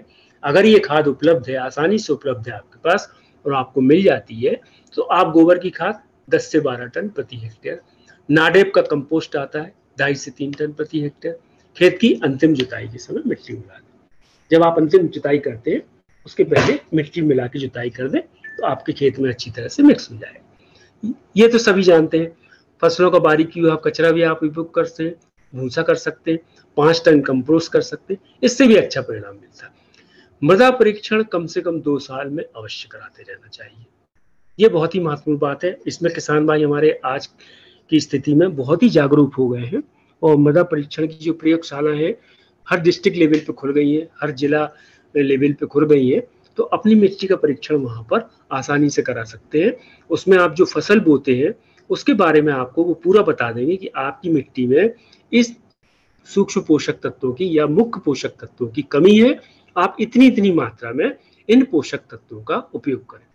ये अलग अलग फसल के हिसाब से आपको वो कार्ड जो देते हैं उसमें पूरा लिखा हुआ होता है। अच्छा, मृदा परीक्षण के आधार पर पोषक तत्वों का उपयोग करें। आपकी मृदा में किस चीज की कमी है, किन पोषक तत्वों की कमी है, उसका निर्धारण हमको मृदा परीक्षण रिपोर्ट के आधार पर करना है। जब आपको पता चल जाए कि आपकी मिट्टी में इन चीजों की कमी है, इन पोषक तत्वों की कमी है, उसके हिसाब से हमको निर्धारण करना है। सामान्यतः सिंपल रूप से अगर आपने परीक्षण नहीं कराया है तो सोयाबीन की जो जरूरत है, सोयाबीन में कितना होना चाहिए, 25 से 30 किलोग्राम नाइट्रोजन, 60 से 70 किलोग्राम फास्फोरस और 30 से 40 किलोग्राम पोटास। इन 3 खादों के अलावा, इन 3 उर्वरकों के अलावा अभी मिट्टी में जिंक सल्फेट की कमी भी देखी जा रही है, तो 20 किलोग्राम जिंक सल्फेट का भी अच्छा उपयोग करें। इससे आपकी बीज की गुणवत्ता जो है, बीज की शाइनिंग है, जो चमक है, उसमें जो प्रोटीन की मात्रा है वो इसको बढ़ाने में, उस शाइनिंग और चमक बढ़ाने में ये सहायता करता है। तो 20 किलोग्राम जिंक सल्फेट भी आवश्यक रूप से अपनी मिट्टी में आप प्रयोग करें। Next please. हाँ, जहां पर मृदा परीक्षण के उपरांत जिंक एवं बोरान तत्व के भी, उसमें आपको जो आपकी मृदा परीक्षण रिपोर्ट मिलेगा, कार्ड मिलेगा, उसमें आपके उसमें जिंक और बोरान तत्व की कमी पाई जाए, वहां पर 7.7 किलोग्राम 2 वर्ष के अंतराल पर जिंक एवं 1 से 1.5 किलोग्राम बोरान प्रति हेक्टेयर के हिसाब से आपको देना है। आपको प्रति 2 वर्ष के अंतराल पे देना। अगर आपकी ऐसी स्थिति है, परिस्थिति है, अगर आप खाद दे सकते हैं तो इनका भी प्रयोग करें, इससे आपके बीज की गुणवत्ता बहुत अच्छी होती है। फास्फोरस की पूरी मात्रा सिंगल सुपर फास्फेट में रूप में देने से गंधक की पूर्ति हो जाती है। ये बहुत ही महत्वपूर्ण बात है कि अगर हम सिंगल सुपर फास्फेट का उपयोग कर रहे हैं तो आपको गंधक का उपयोग नहीं करना है, क्योंकि उसमें गंधक होती है, 9% गंधक उसमें होती है। यदि नहीं है, सिंगल सुपर फास्फेट का उपयोग नहीं कर रहे हैं, तो जिप्सम 2 से 2.5 क्विंटल प्रति हेक्टेयर उपयोग करने से भी गंधक की कमी पूरी हो जाती है। यदि सिंगल सुपर फास्फेट नहीं डाल रहे हैं तो आपको जिप्सम जो आता है 2 से 2.5 क्विंटल प्रति हेक्टेयर का उपयोग कर लें। अब यदि डीएपी खाद का प्रयोग किया, कई बार किसानों को मजबूरी में डीएपी खाद का प्रयोग करना पड़ता है। डीएपी खाद का प्रयोग नहीं करने की सलाह दी जाती है। अगर आपने डीएपी खाद का प्रयोग किया है तो सल्फर का प्रयोग जिंक सल्फेट के रूप में अवश्य करें, क्योंकि डीएपी में जिंक सल्फेट नहीं होता, सल्फर नहीं होता, इसलिए अलग से आपको जिंक सल्फेट का उपयोग करना है।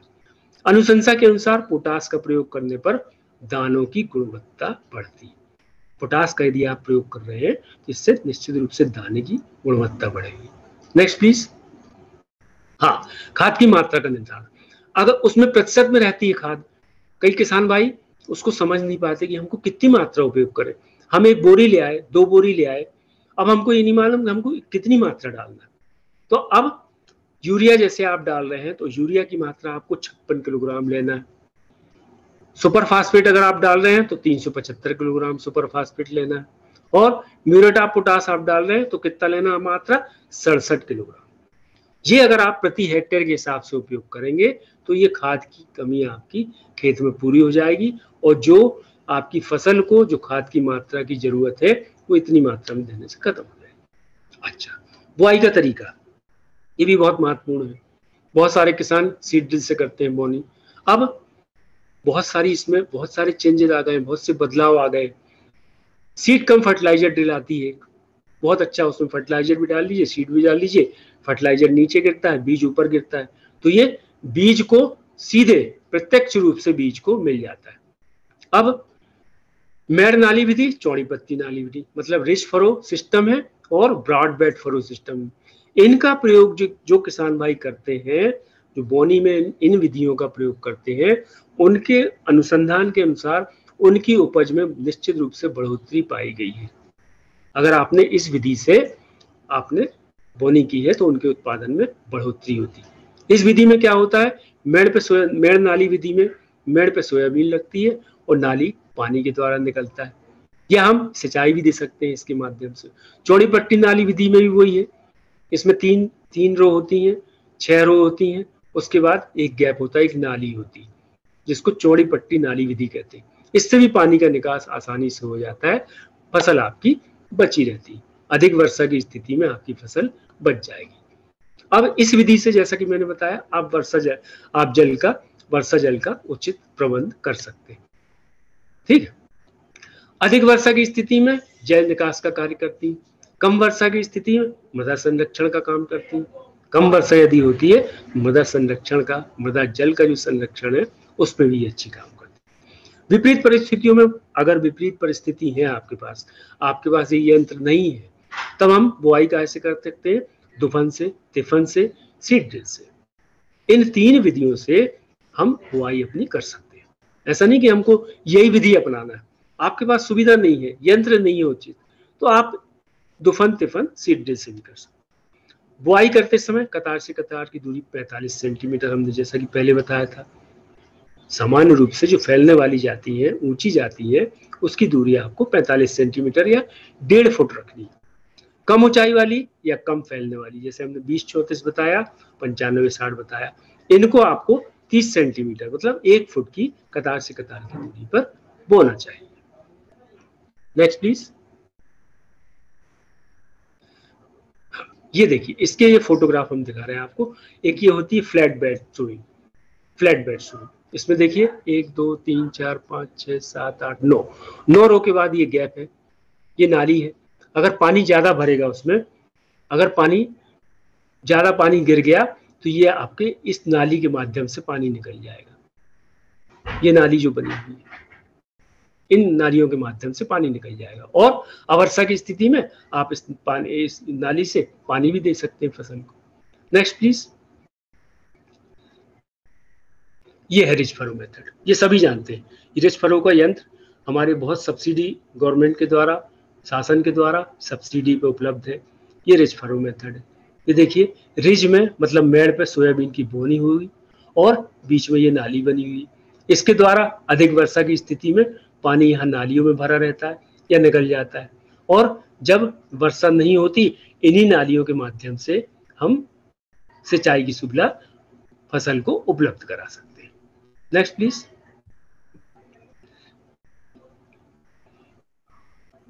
हाँ, ये BBF, ये भी संयंत्र बहुत अच्छा यंत्र है। ये ब्रॉड बेड फरो, इसको हम BBF बोलते हैं।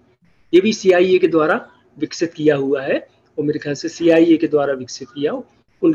इसमें देखिए 3 रो, ये 3 रो के बाद एक नाली।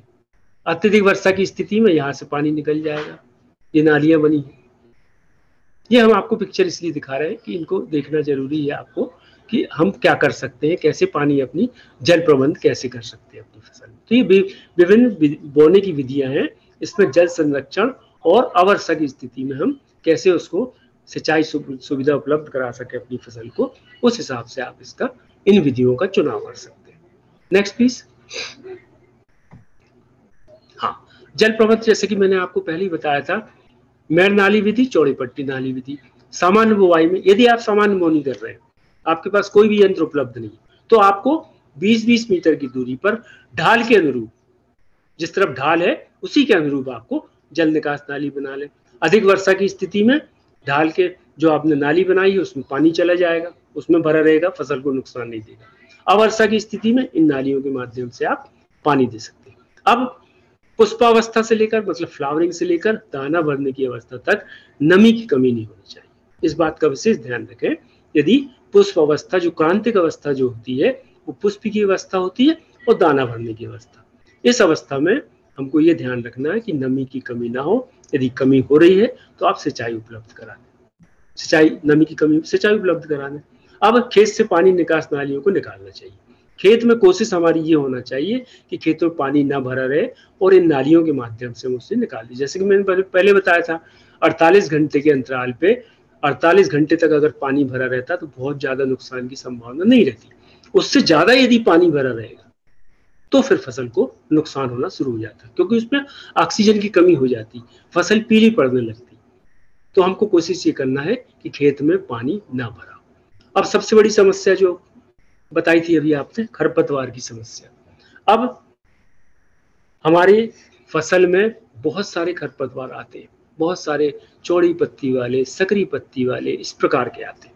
अब हमें क्या करना है, तो उससे हमारी पैदावार भी कम होती। बीज की मात्रा हमने बता दी आपको कम डालना। खरपतवार के चक्कर में हम बीज की मात्रा बहुत ज्यादा बढ़ा के न डालें, क्योंकि सबसे महंगा आदान। अब आपको क्या करना है, 20 से 25 दिन, 40 से 45 दिन, ये जो फसल इस स्थिति में पहुंच जाती है तो कोशिश ये करें कि हम हाथ से निकलवा दें, मजदूरों द्वारा हाथ से निराई करा दें। उसके परिणाम हमको अच्छे मिलते हैं, फसल की बढ़ोतरी बहुत अच्छी होती है, उत्पादन बहुत अच्छा मिलता है। अब यदि मजदूरों की कमी है, वर्षा का अंतराल, जमीन की स्थिति, हाथ से निदाई करना जहां पर कठिन होता है, कभी मजदूर उपलब्ध नहीं होते, कभी लगातार पानी गिरता है, तो हम क्या करें, CIAE भोपाल द्वारा उन्नत हैंड हो, एक हैंड हो आता है, वो परिस्थिति के हिसाब से उपयोग करना है आपको। गीली जमीन में नहीं चलता है। जब ऊपर पपड़ी जमने लगे या उस हो चलाने लायक स्थिति पैदा हो जाए, तब आप इसका उपयोग करें, हैंड हो का उपयोग। या फिर बैलों से चलने वाला कुल्पा या डोरा, ये हमने मालवा में बहुत देखा, कुल्पा डोरा का उपयोग किसान भाई बहुत करते हैं, इससे भी हम नींदें नियंत्रण कर सकते हैं। तो ये हो गई आपकी मैकेनिकल मेथड, है ना, यांत्रिक अवस्था है। अब यदि आपके खेत में रासायनिक नींदानाशकों का उपयोग करते हैं आप, तो हम वो भी आपको बताएंगे नेक्स्ट प्लीज, कि कौन कौन से रसायन हम, और जो पुराने रसायन, काफी रसायन तो पुराने हो चुके, उनका उपयोग ना करें। अब इन रसायनों को हमने 3 समूह में बांटा। एक तो बोनी से पूर्व पहले किसान भाई डालते थे केवल पेंडिमेथलिन। अब एक नया मालिक्यूल आ गया है जो पूर्व मिश्रित होता है, पेंडिमेथलिन धन एमेजिथापिर। ये 1 किलोग्राम क्रियाशील अवयव को प्रति हेक्टेयर के हिसाब से उपयोग करना। कब? बोनी के पूर्व।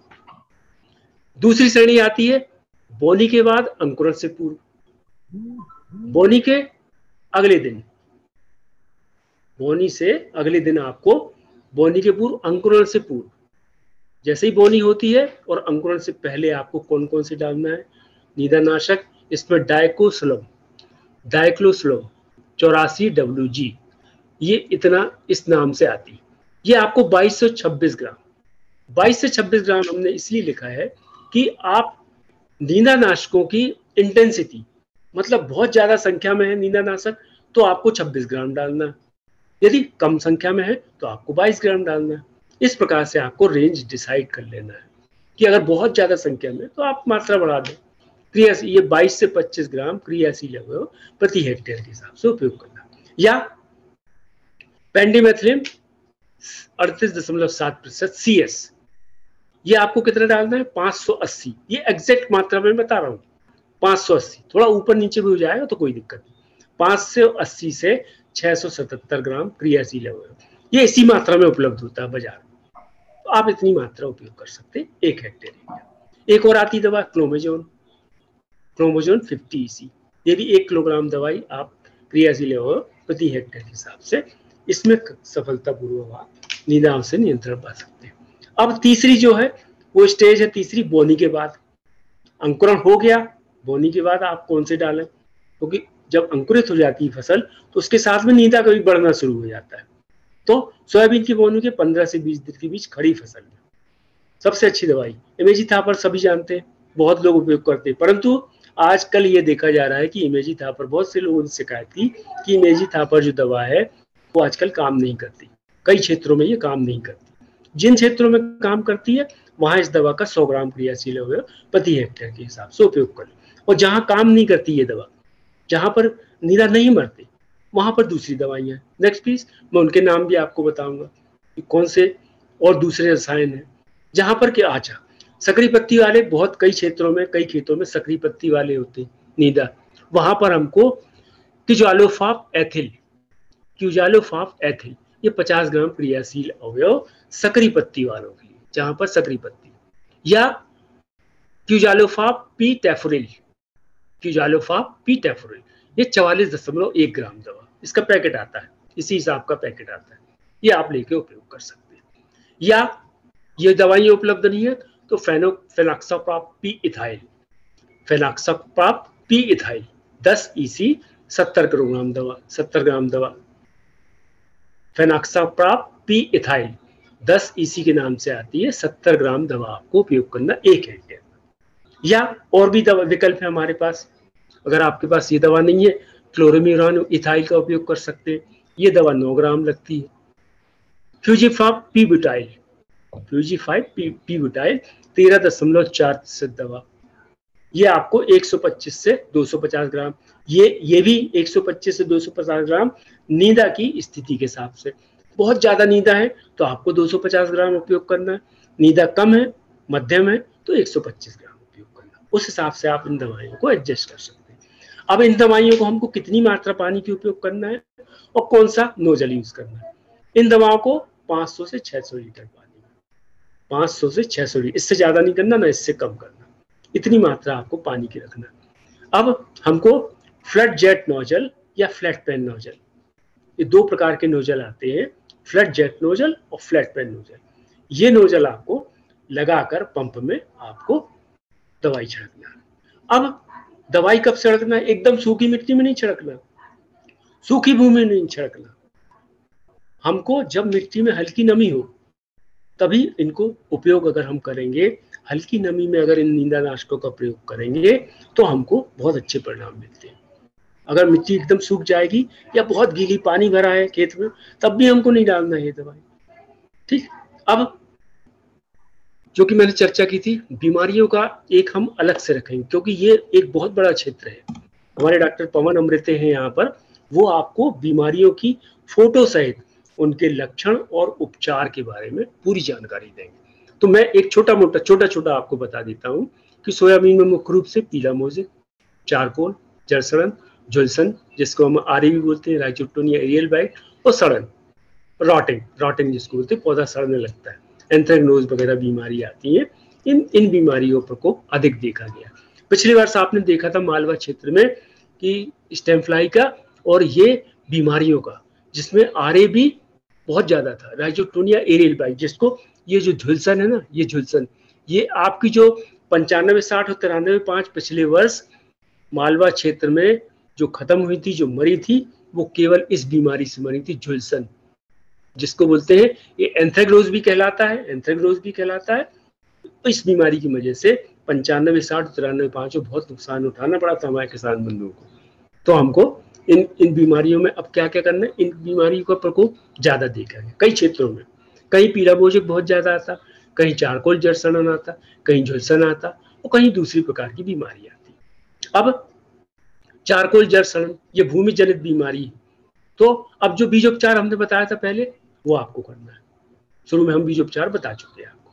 पीला मोज़ेक का आप सबको पता है कि ये एक सफेद मक्खी होती है, बहुत छोटा कीट होता है, सफेद कलर का, पत्तियों के ऊपर बैठा, अगर आप पौधे को हिलाएंगे तो खूब उड़ते हुए दिखेंगे, तो ये सफेद मक्खी कहलाती है, उसके द्वारा ये फैलता है। खेत में इसके लक्षण देखें, हाँ ये बात का बहुत ध्यान रखें आप, बहुत फोन आते किसानों के मेरे पास, किसान भाइयों के, कि सर हमारे इधर पीला मोज़ेक आ गया। एक बात का विशेष ध्यान रखें, पीला मोज़ेक बीमारी के लक्षण जैसे ही आपके खेत में दिखना शुरू हुआ, ये शुरू में आता है इक्का दुक्का पौधों में, केवल 1-2 पौधों में पीला पीलापन दिखता है, हम उसको बहुत अच्छे समझे, उन पौधों को उखाड़ कर बोरे में भरकर हम नष्ट कर दें या जमीन में गड़ा दें या ऐसी जगह डाल दें उनको कि जहां से ये बीमारी न फैल पाए। इक्का दुक्का पौधों में जैसे ही पीला मोज़ेक बीमारी दिखे, आप तुरंत उन पौधों को नष्ट कर दें। अगर बहुत बड़े क्षेत्रफल में फैल गया है तो आपको क्या करना है, इसका उपचार केवल ये बीज उपचार करो आप थायोमेथाक्साम से, मैंने पहले बताया था। समय से बोनी करें, जैसे हमने अब पहले बता चुका हूं मैं, आपने 10 जून को बोनी कर दी, 12 जून को बोनी कर दी, तो कीड़े और बीमारी का प्रकोप बहुत ज्यादा होता है। कौन सी बीमारी आती है उसमें, पीला मोज़ेक बीमारी। तो हम समय से बोनी करें, 20 जून 5 जुलाई के मध्य। अब एक सस्ता उपाय और है, 15 से 20 नग पीली पट्टी आती है, जो चिपचिपी होती, सफेद मक्खी को आकर्षित कर लेती और ये उसको चिपका के मार देती। इसका उपयोग करें।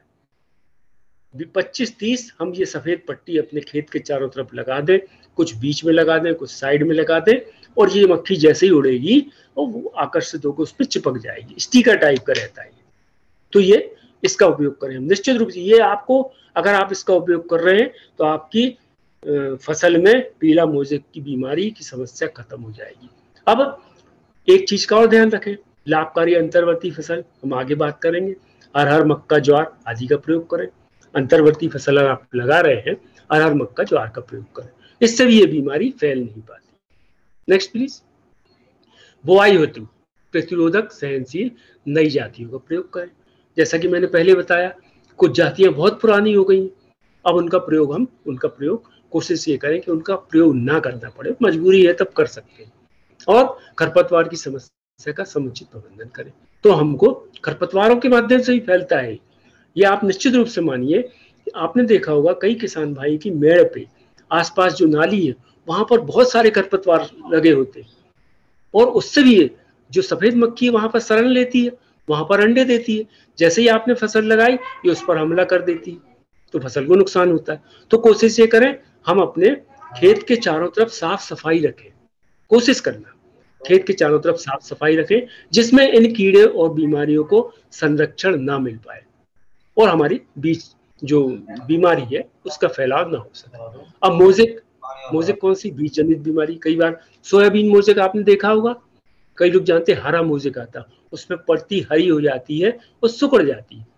इसमें क्या होता है, रोगग्रस्त पौधे छोटे रह जाते हैं, पत्तियां गहरे हरे रंग की हो जाती है, एकदम डार्क ग्रीन कलर की हो जाएंगी, कुकड़ जाएंगी, सिकुड़न आ जाती और नीचे की तरफ मुड़ जाती। ये इसके लक्षण है। इसका उपचार भी यही है, रोग ग्रसित पौधों को तुरंत उखाड़ कर नष्ट कर दें।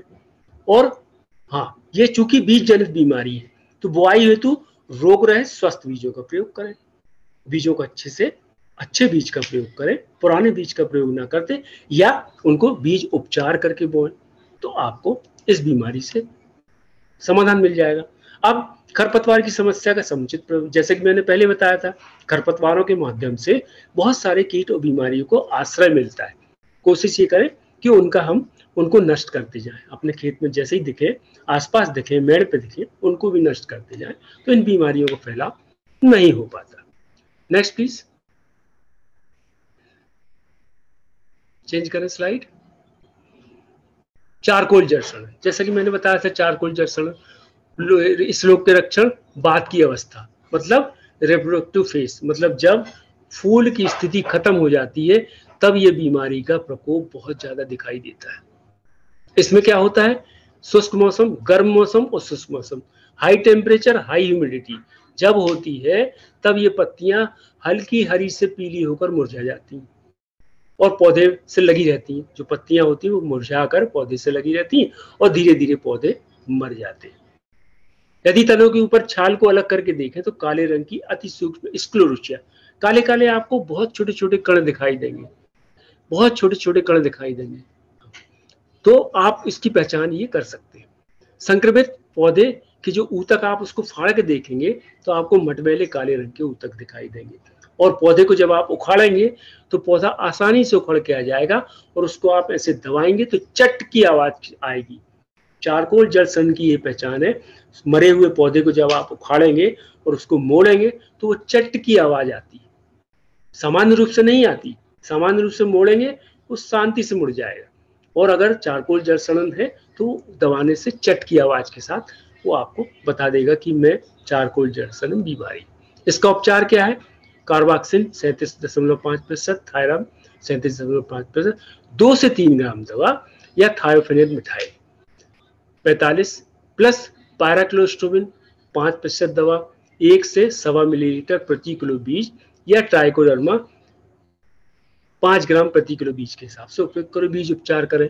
बीज उपचार, क्योंकि ये भूमि जनित बीमारी है, ये जो चारकोल जड़ सड़न भूमि जनित बीमारी, तो हम अपने बीज को अच्छे से उपचारित करके, इन दवाइयों को मैं पहले बता चुका हूं, तो ये इसको हम अगर ट्रीटमेंट करेंगे तो ये हमको इस बीमारी से निजात मिल जाएगी। इन पौधों को बोनी से पूर्व 8 से 10 किलोग्राम ट्राइकोडर्मा हर्जियानम नामक, ये भी हम बता चुके हैं आपको। प्रति हेक्टेयर की दर से इसका उपयोग करें। बोवाई हेतु प्रतिरोधक, बहुत सारी प्रतिरोधक या सहनशील जाति जो इसको सहन कर जाती, बहुत सारी प्रतिरोधक जातियां भी, जैसे मैंने बताया 2098, 2034, 2069, इनमें ये बीमारी बहुत कम आती भी है तो बहुत कम आती। पौधे ये प्रजातियां उसको सहन कर जाते, प्रतिरोधक क्षमता तो है ही, अगर आ गई तो उसको सहन कर जाते। फसल चक्र भी आपको अपनाना है, फसल चक्र, उचित फसल चक्र भी आपको अपनाना है।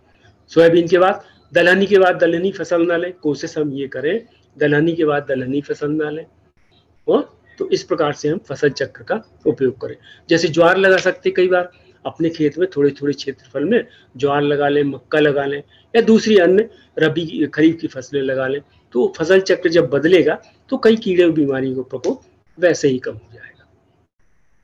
रिप्रोडक्टिव स्टेज में जैसे मैंने बताया आपको, पुष्पन अवस्था के बाद में जब बीज में दाना बनता है, पानी की कमी हो तो सिंचाई करें। अगर खेत में पानी कम है तब भी ये बीमारी फैलने का चांस ज्यादा होता है, तो हमको जमीन को सूखी नहीं रखना, उसे गीली करें सिंचाई के माध्यम से। Next please.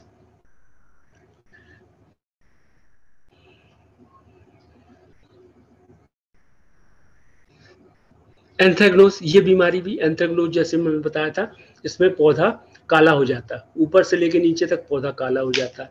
ये बीज जनित रोग है, ये बीजों के माध्यम से फैलता है, तो इसलिए बीज उपचार करके बोएं। और जैसे इसके सामान्य लक्षण जब दिखाई देते हैं, कब? रिप्रोडक्टिव स्टेज में, जब प्रजनन फूल के आने के बाद, जब फली भरने की अवस्था आती, तब ये एंथ्रेक्नोज बीमारी दिखती है। इसमें इसकी पहचान क्या है? पत्ती, तना, फलियों पर अनियमित भूरे धब्बे दिखाई देते हैं।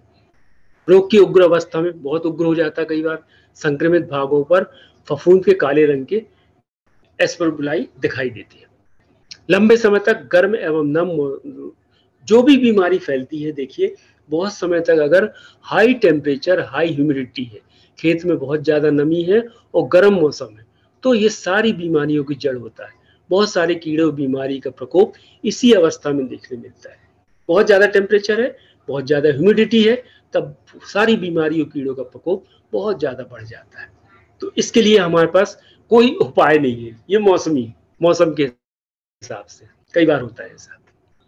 इसका प्रयोग भी बीज उपचार आपको करना है, कार्बाक्सिन और थायरम के, इससे बीज उपचार करेंगे कई कीड़े और बीमारी में आपको।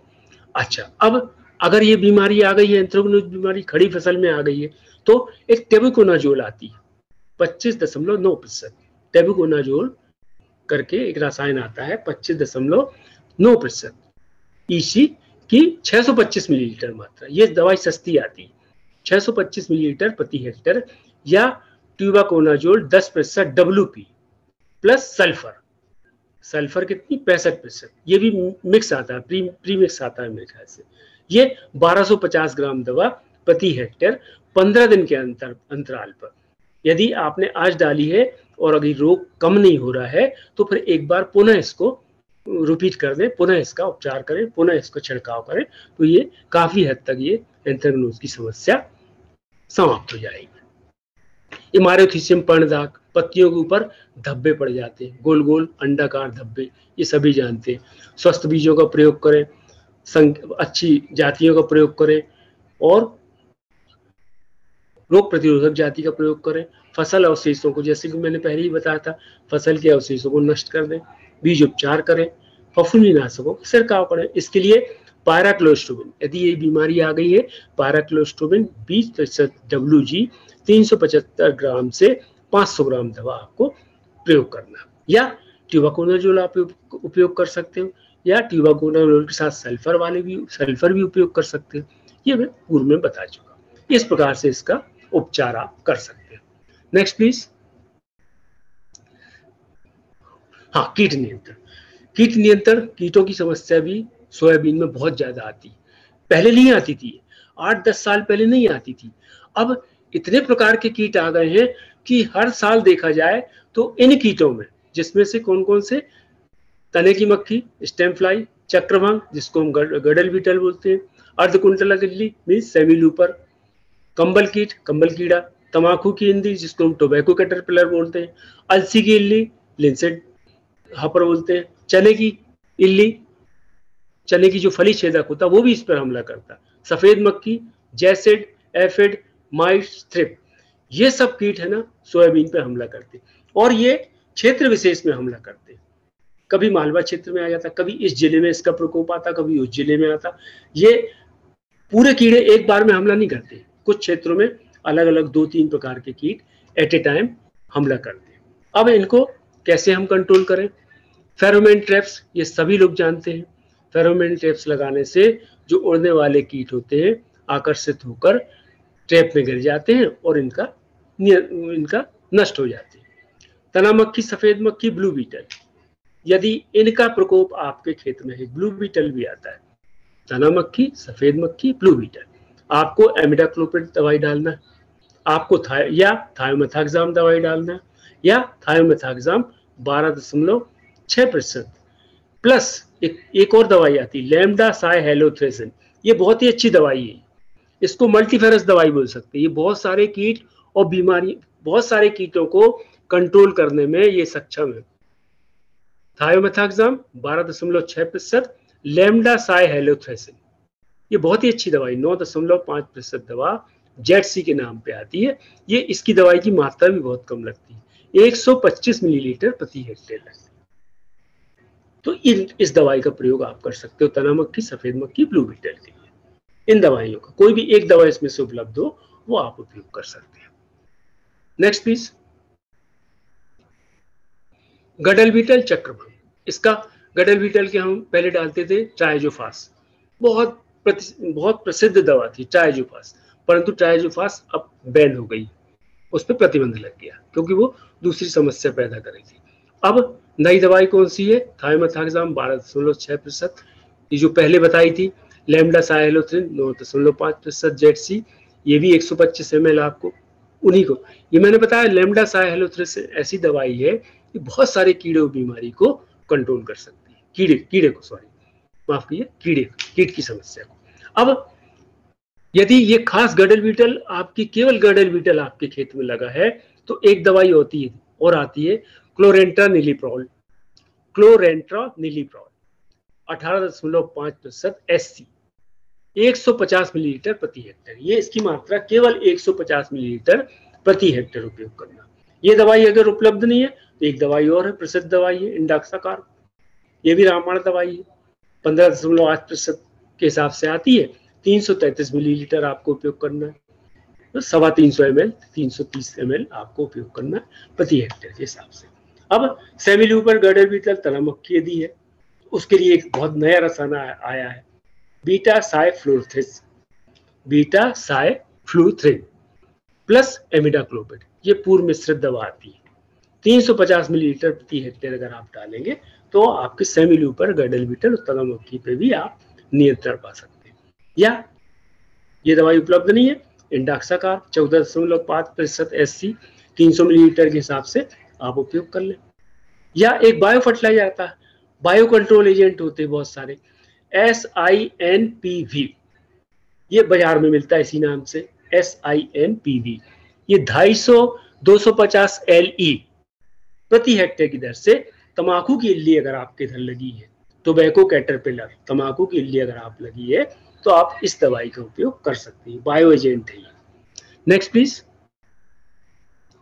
कंबल कीट नियंत्रण के लिए देखो तंबाकू की इल्ली और कंबल कीट जब इनका बहुत ज्यादा हमला होता है पत्ती के नीचे, लार्वी युक्त पत्तियों के नीचे इसके हरे हरे छोटे छोटे अंडगुच्छ दिखेंगे आपको और लार्वा दिखेंगे। आप जब पत्ती को मोड़ेंगे तो बहुत सारे हजारों की संख्या में आपको दिखेंगे। आप अपने खेत में घूमिए और जहां पे भी इससे आपको पत्ती छलनी की हुई दिखेगी, जब हम खेत का निरीक्षण करते हैं तब कागज की तरह जालीदार पत्तियां जिसको छलनी कर देते हैं, तुरंत उन पत्तियों को आप तोड़ के इकट्ठा कर लें, किसमें? बोरे में, प्लास्टिक के बोरे में। कोशिश ये करें कि वो पत्ती बहुत ज्यादा हिले नहीं, अगर हिलेगी तो कीड़े नीचे गिर जाएंगे, फिर पौधे पे आके हमला कर देंगे। तो आपको उन पत्तियों को इकट्ठा करके गड़ा देना है या जला देना, या उसके ऊपर कीटनाशक दवाई के छिड़काव कर दें और बोरी में डाल अंत में खेत के बाहर लाकर नष्ट कर दें। जिस जगह पे इस प्रकार की पत्तियां मिले उनके चारों तरफ कीटनाशक का छिड़काव भी कर दें, क्योंकि जब उस पौधे के ऊपर ये है तो कुछ कीट आसपास के पौधे पे भी होंगे, तो उसके आसपास हम दवाई का छिड़काव कर दें। इस प्रकार से हम इसका नियंत्रण पा सकते हैं, तंबाकू के लिए और कंबल कीट का। Next please. हाँ, पत्ती भक्षक कीट, यदि पत्तियों को खाने वाले कीट आपके खेत में लगे, बहुत सारी पत्तियों को खाते हैं कीट, अब एक दवाई है बहुत अच्छी, फ्लूबेंडामाइड 39.35% SC दवा, ये केवल आपको 150 मिलीलीटर प्रति हेक्टेयर, या स्पाइनोटोरम, ये नई आई, ये बहुत अच्छी दवाई है, स्पाइनोटोरम 11.7 SC, ये लगेगी आपको 1 हेक्टेयर के लिए 450 मिलीलीटर, 450 मिलीलीटर, या ये दवाइयाँ उपलब्ध नहीं है, इंडॉक्साकार्ब का उपयोग कर लें आप 15 SC 300 मिलीलीटर प्रति हेक्टेयर के हिसाब से उपयोग कर लें, तो आपको पत्ती भक्षक कीट पे नियंत्रण मिल जाएगा। अब एक और आती है, बायो एजेंट आता है बेवेरिया बेसियाना, या बीटी के नाम से आता है, ये भी आप 1 लीटर प्रति हेक्टेयर की दर से छिड़काव इसका कर दें तो पक्षी भक्षक इल्लियों पर नियंत्रण पा जाएगा। ये भी एक बायो एजेंट है, HANPV या SINPV, ये 250 LE 250 LE प्रति हेक्टेयर की दर से छिड़काव करने से पत्ती भक्षक कीटों पर नियंत्रण पाया। Next please. अब ये जैविक कीटनाशक, जैसे कि मैंने पहले चर्चा की थी, पहले चर्चा कर चुके हैं हम आपसे, जैविक कीटनाशक बेवेरिया बेसियाना आता है और HANPV, ये दवाई अगर आप छिड़काव करेंगे पत्ती भक्षक कीट पे, आप आसानी से नियंत्रण पा सकते हैं। इन 2 दवाइयों में से कोई भी एक, बेवेरिया बेसियाना या BT या HANPV, ये इसी के नाम से आती है। दूसरा नाम है SINPV, इनकी आप 250 ml प्रति हेक्टेयर के हिसाब से उपयोग कर सकते हैं पत्ती भक्षक कीटों के नियंत्रण हेतु। Next please. अंतर्वर्ती फसलें, ये सभी किसान भाई जानते हैं, बहुत सारे किसान भाई लगाते हैं, सोयाबीन के साथ मक्का, 4 कतार सोयाबीन की, 2 कतार मक्का की, सोयाबीन अरहर, 4 कतार सोयाबीन, 2 कतार अरहर, सोयाबीन ज्वार, ये बहुत अच्छा अंतर्वर्ती फसल है, लाभकारी, सोयाबीन ज्वार बहुत अच्छी, ये कीड़ों बीमारी को भी रोकती है। ज्वार की फसल आप लगाएंगे, कीड़े बीमारी और भूमि जनित बीमारियों से भी आपकी फसल को सुरक्षा देगी ज्वार, तो सोयाबीन ज्वार का उपयोग कर ले, 4 कतार 2 कतार। और सोयाबीन कपास, जिस क्षेत्रों में कपास लगाते हैं वहां हम अंतर्वर्ती फसल के रूप में सोयाबीन के साथ में कपास लगा सकते हैं।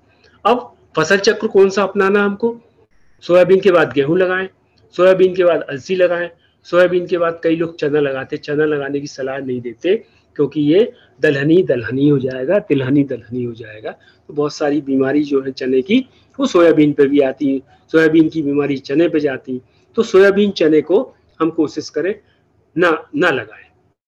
हमारी कोशिश ये रहे सोयाबीन के बाद गेहूं लगा लें, सोयाबीन के बाद अलसी लगा लें, सोयाबीन के बाद आर्केल मटर भी कई लोग लगाते हैं, किसान भाई लगाते हैं, तो इसको लगा सकते हैं। Next please. Next please. अच्छा, अब जो हमने आपको पहले बातें बताई, उन बातों की ये जिस्ट है, उनको हमने बहुत छोटे रूप में प्रदर्शित करने की कोशिश की है कि आप अपनी खेती जब सोयाबीन की कर रहे हैं तो कौन कौन सी चीजों पे आपको ध्यान देना है। सोयाबीन की खेती उपयुक्त जमीनों में ही करें, इसकी चर्चा कर चुके हैं। ग्रीष्मकालीन गहरी जुताई करें, मृदा परीक्षण कर प्रमुख सूक्ष्म पोषक तत्वों की मात्रा का पता लगाएं, उसके बाद हम उर्वरक डालें। अब ये गोबर की खाद की भी हम बात कर चुके हैं कि आपको कितनी मात्रा में गोबर की खाद देना, कंपोस्ट देना या बारीक कचरा, कौन सी हमको देना है। अब इससे क्या होगा, गंधक जस्ते की कमी, पूरा जस्ते की कमी और गंधक की कमी यदि खेत में है मृदा परीक्षण के आधार पर, तो वो भी हमने आपको बता चुके हैं कि गंधक किस प्रकार से डालना और जस्ता किस प्रकार से डालना, सल्फर और जिंक सल्फेट। खेत में जल निकास एवं सिंचाई की समुचित व्यवस्था करें। जल निकास नालियों का हमने पहले बताया और सिंचाई का, लंबा सूखा पड़ता है तो सिंचाई दे, अधिक वर्षा होती तो जल निकास नालियों का निर्माण अवश्य रूप से कराएं। तो दोनों परिस्थितियों में ये हमारा काम। जो बुआई की बात हम कर चुके, 20 जून से लेकर 7 जुलाई के मध्य में करें, 1-2 दिन आगे पीछे हो जाता तो कोई बड़ी बात नहीं है। हल्की से मध्यम भूमि में कम अवधि की, मध्यम से भारी भूमि में मध्यम अवधि की इसमें लगाएं, इसकी चर्चा। तो इन बातों का आप विशेष रूप से ध्यान रखें, निश्चित रूप से आपकी सोयाबीन की फसल बहुत ही अच्छी होती है। और उम्मीद करते हैं कि हमारे किसान भाई इन बातों का अवश्य अपनी खेती में समावेश करेंगे। Next please, next please. हाँ, एक से अधिक किस्म को लगाएं, ये बहुत महत्वपूर्ण बात है। कई बार क्या होता है, कुछ वैरायटी ससेप्टेबल होती, कुछ वैरायटी रेजिस्टेंट होती, या मौसम का असर बहुत ज्यादा पड़ता है, तो अपने खेत में एक से अधिक किस्म, कम से कम 2 किस्म लगाएं। एक किस्म किसी तरह से पिट जाती है, किसी तरह से उसको नुकसान हो जाता है, तो कम से कम दूसरी जो किस्म है वो हमारा नुकसान को पूर्ति कर देती है। तो इस बात का विशेष ध्यान रखें किसान भाई, एक से अधिक किस्मों को लगाएं, कम से कम 2 किस्म लगाएं, कोशिश ये करें 2 किस्म लगाएं। एक किस्म अगर किसी कारण से उत्पादन नहीं दे पाती, दूसरी उसको उसकी पूर्ति कर देगी। बोनी हेतु स्वस्थ, सुडौल, साफ 70% से अधिक अंकुरण क्षमता वाला बीज आपको प्रयोग करना है। बीज दर मैंने पहले ही बताया, 60 से 80 किलोग्राम प्रति हेक्टेयर उपयोग करें। आवश्यक पौध संख्या 4 से 6 लाख हमने बताई थी आपको। जो बढ़ने वाली जाती है, फैलने वाली जाती है, उनकी 4 लाख, और जो छोटी जाती है, वो लंबी जाती है, छोटी जाती है, जिसकी ऊंचाई कम है, फैलती नहीं है, वो 6 लाख प्रति हेक्टेयर के हिसाब से उनकी पौध संख्या रखें।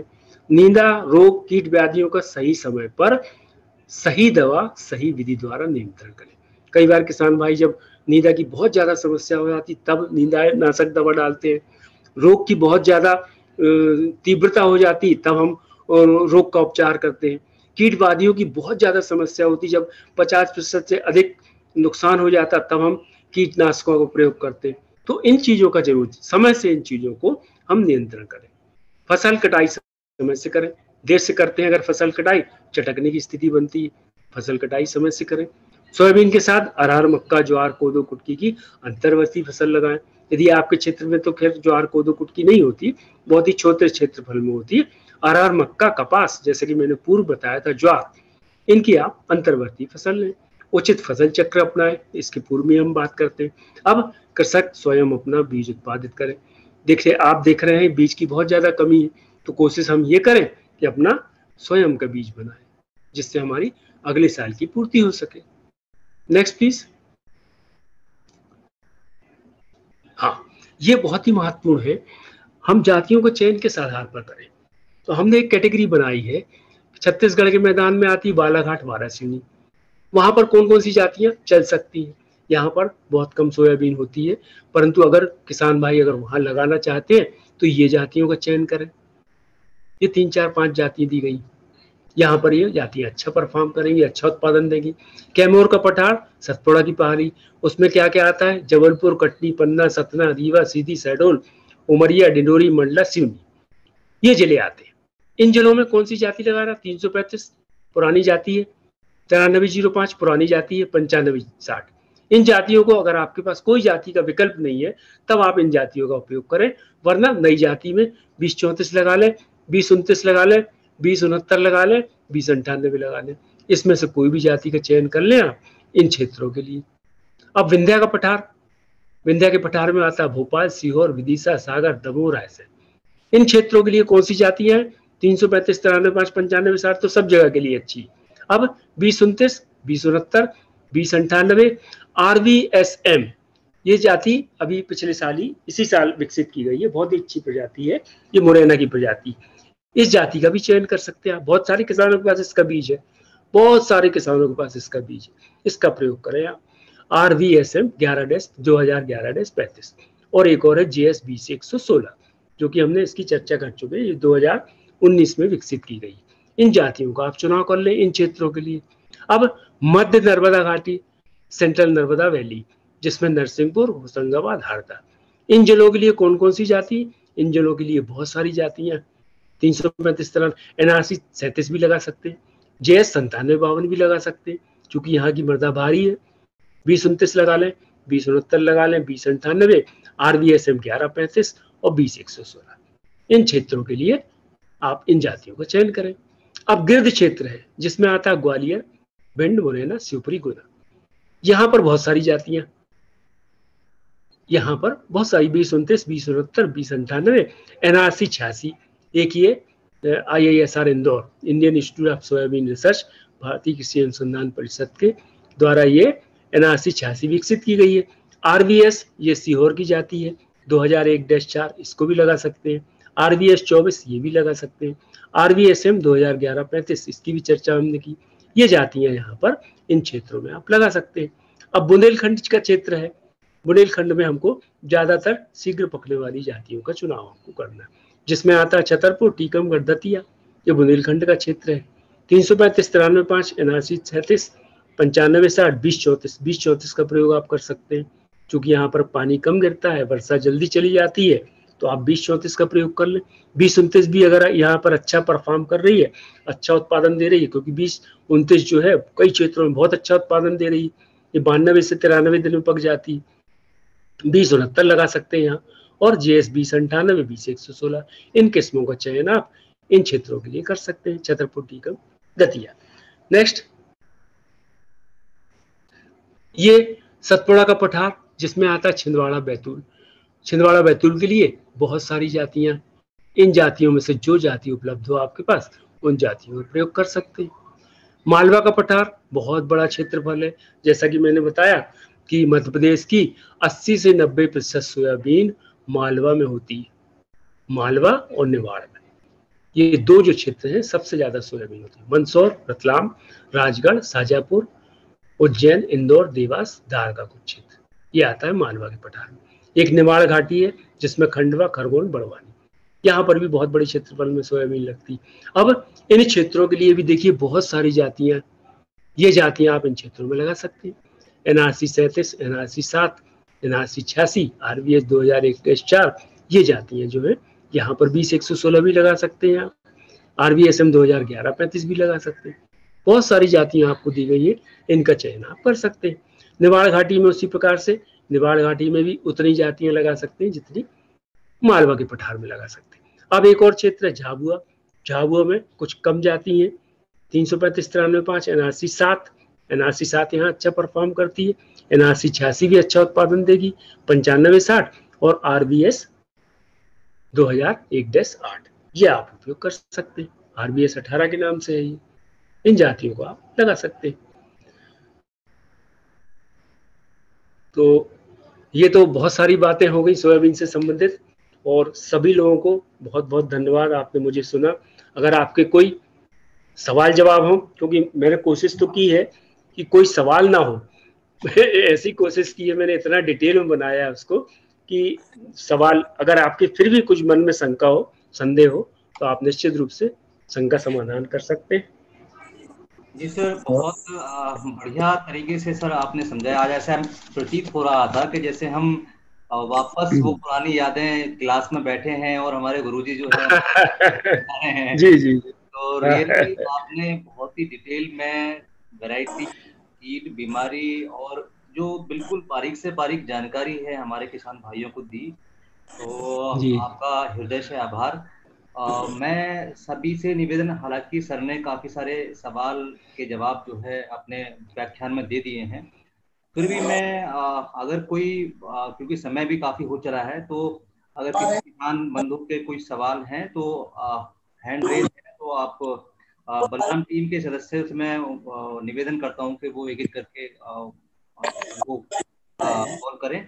और सबसे निवेदन है कि पहले अपना परिचय दें, उसके बाद ही अपना सवाल रखें कहाँ से हैं वो, जिससे कि उनका जो लोकल है उसके हिसाब से उनको जवाब दिया जा सके। धन्यवाद श्री सर। मैं सुरेश द्विवेदी, मैं सर सवाल ले रहा हूँ आगे हैंडरेज के। आप सभी से जस्ट निवेदन रहेगा कि समय को देखते हुए संक्षेप में अपने प्रश्न रखें। पहला हैंडरेज है प्रदीप नामदेव जी का, छिंदवाड़ा से। जी, कृपया अनम्यूट करें और अपना प्रश्न रखें। Good evening sir, Pradeep Namdev sir, Chhindwara. Good evening. हाँ जी, गुड इवनिंग सर। मेरा एक क्वेश्चन था, ये जो येलो बैन मोज़ेक डिसीज है सर, तो हाँ हेलो, तो इसको सर ये अपना व्हाइट फ्लाई ट्रांसमिट करती है ना सर? हाँ, व्हाइट फ्लाई इसका कैरियर है। व्हाइट फ्लाई जहां पर भी होगी इस बीमारी को वो फैलाने में मदद करती है। तो सर इसके लिए जैसे आपने बताया कि इसको इन्फेक्टेड प्लांट को रिमूव कर दो, तो जैसा सर व्हाइट फ्लाई के लिए कुछ सर कंपनियां जैसे इंसेक्टिसाइड बनाती है, जैसा फ्लूकोनामाइड वगैरह है सर, तो इनका यूज कर सकते हैं सर? जहां पर देखिए आप खर्च ज्यादा मत बढ़ाइए। जहां पर भी आपको ये बीमारी दिखती है, शुरुआत में देखना आप 1 या 2 पौधे दिखते हैं। अगर हम 1 या 2 पौधों को उखाड़ कर नष्ट कर दें तो इस बीमारी के फैलने के चांसेस बहुत कम हो जाते हैं। पर किसान भाई कई बार क्या करते हैं, 15-15 दिन अपने खेत पर नहीं जाते हैं, और जब ये बीमारी बहुत बड़ी संख्या में फैल जाती है और तब वो फिर उपचार ढूंढते हैं। फिर अगर एक बार पौधे में ये बीमारी आ गई तो उखाड़ने के अलावा उसका कोई भी कंट्रोल मेजर नहीं है। सर हमारे यहाँ छिंदवाड़ा में इसका तो आप अपने खेत का निरीक्षण करें, हाँ डेली आप 2-3 दिन में आपके खेत का निरीक्षण करें, और जैसे ही पीले पौधे दिखते हैं उनको आप उखाड़ कर नष्ट करें, और जो दवाइयां हमने बताई हैं उसका प्रयोग करें, तो काफी हद तक आपको निजात मिल जाएगी। हाँ सर, और रेजिस्टेंट वैरायटी और वो फायोमेथाक्साम से तो ट्रीटमेंट किया सर, आज मैंने लगाया था 20-34 आज लगवाइए। बिल्कुल धन्यवाद सर। ठीक है सर अगला प्रश्न है डॉक्टर आरपी जोशी सर का, रीवा से। जोशी सर आइए गुरुजी।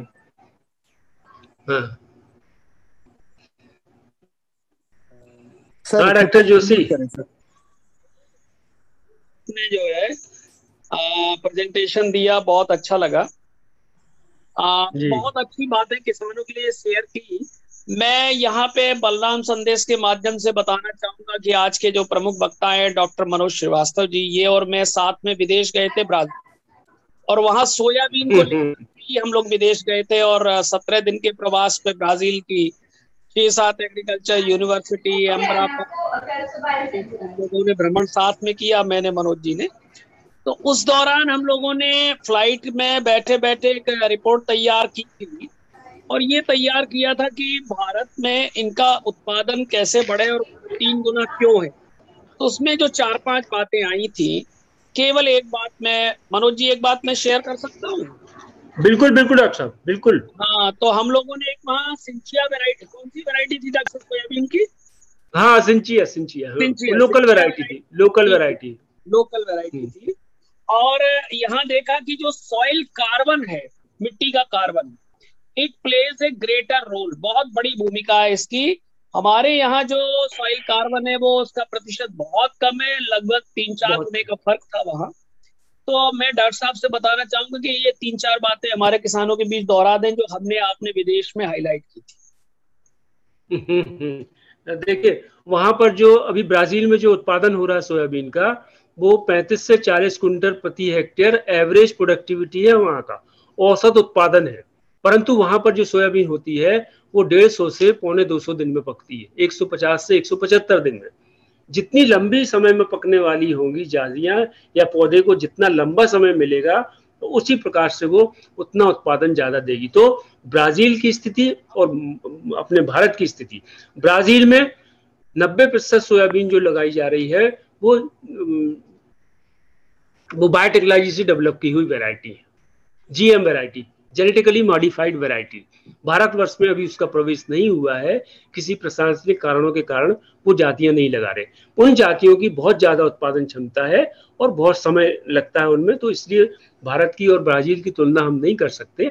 हम तो अपने किसान, हमारे जो वहाँ का जो लैंड होल्डिंग है वो 100 हेक्टेयर, एक किसान के पास 100 हेक्टेयर एवरेज, और हमारी लैंड होल्डिंग कितनी है 1.72, 1.72 हेक्टेयर प्रति किसान है अगर एवरेज निकाला जाए। जी सर, तो इस प्रकार से बहुत अंतर है, तो हम उसकी तुलना अपने से देश से नहीं कर सकते। अगला प्रश्न लेते हैं विनोद कुमार जाट जी का। बोलो जाट भाई। सर नमस्कार। हाँ नमस्ते विनोद। बोल रहा हूँ काले। अरे तुम्हारी आवाज थोड़ी वो हो रही है विनोद जी, आपकी आवाज नहीं आ रही है। आप अपना प्रश्न चैट बॉक्स में रखें, चैट बॉक्स से आपका प्रश्न ले लिया जाएगा। अगला प्रश्न मुकेश कुमार जी का है। मुकेश जी अनम्यूट करें अपने आप को। सक्सेना सर आइए, स्वागत है।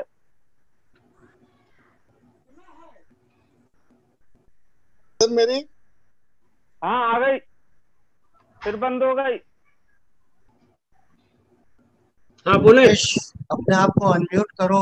हाँ यस, अब आवाज आ रही है? बिल्कुल आ रही है, बहुत अच्छी आ रही है।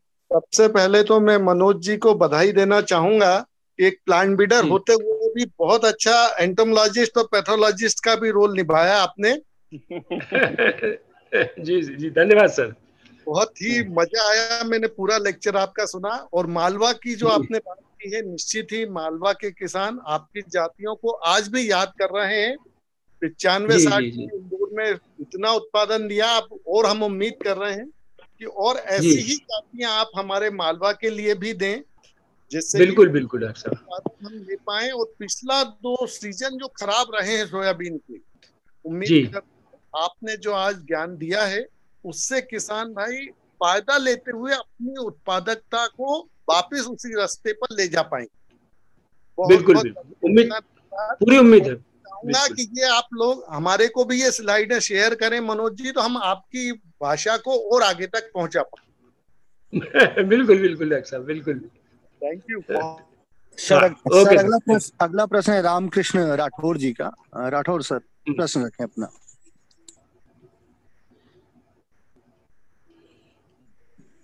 रामकृष्ण जी। हाँ सर, रामकृष्ण राठौर बोल रहा हूँ सर मैं। नमस्कार सर, मैं इंदौर से रामकृष्ण राठौर बोल रहा हूँ। और मैं अभी 20-34 वैरायटी लगा रहा हूँ और 20-58 वैरायटी लगा रहा हूँ। कैसी है सर ये वैरायटी? बहुत अच्छी है। 20-34 देखिए सीख पकने वाली जाती है। जैसा कि मैंने बताया 2 जातियों का चुनाव करा, आपने बहुत ही अच्छा काम किया है। ये शीघ्र पकने वाली जाति लगाई और एक मध्यम पकने वाली जाति। अगर आपके यहाँ पानी की कमी होगी, शीघ्र पकने वाली जाति आपका उत्पादन पूरा कर देगी, उसकी पूरी कमी पूरी कर देगी। अगर अच्छा पानी गिर गया तो आपका 20-98 में बहुत अच्छा उत्पादन दे पाएगी। तो बार बार मैं यही कहता हूँ किसान भाइयों से कि 2 जातियों का चयन करें, शीघ्र पकने वाली और मध्यम पकने वाली। अगर किसी प्रकार की समस्या आती है तो आपको दोनों में से एक जाति आपकी क्षतिपूर्ति कर देगी। बहुत अच्छा काम किया आपने। जी सर, जी सर। अब सुरेश जी, समय भी बहुत हो रहा है और क्योंकि मैं बताना चाहूंगा कि आगामी वेबिनार जो है पौध सुरक्षा पे, जिसपे पैथोलॉजी पौध रोग विशेषज्ञ हमारे साथ मौजूद होंगे, डॉक्टर पवन अमृते साहब, जो कि सर के साथ ही अखिल भारतीय सोयाबीन अनुसंधान परियोजना में साथी वैज्ञानिक हैं हमारे सबके। तो उनका जो है लेक्चर होगा, उनका प्रेजेंटेशन होगा। तो पौध बीमारियों एवं कीटों के प्रश्न जो है उस दिन लिए जाना जो है बेहतर होगा। रविवार के दिन ऐसा वेबिनार रखा गया है डॉक्टर पवन अमृते साहब का। तो इसलिए आज हम जो है पौध सुरक्षा से संबंधित जो भी प्रश्न हैं उनको आज हम नहीं ले रहे हैं और रविवार को ही लेना श्रेयकर होगा। अब आज के प्रेजेंटेशन के एक्सपर्ट ओपिनियन के लिए मैं कृषि विज्ञान केंद्र उज्जैन के से डॉक्टर दिवाकर सिंह तोमर साहब को आमंत्रित करता हूं कि वो जो है संक्षेप में जो है आज के प्रेजेंटेशन के लिए जो है डॉक्टर M.K. श्रीवास्तव सर के प्रेजेंटेशन के विषय में 2 शब्द कहें। डॉक्टर दिवाकर सिंह तोमर साहब।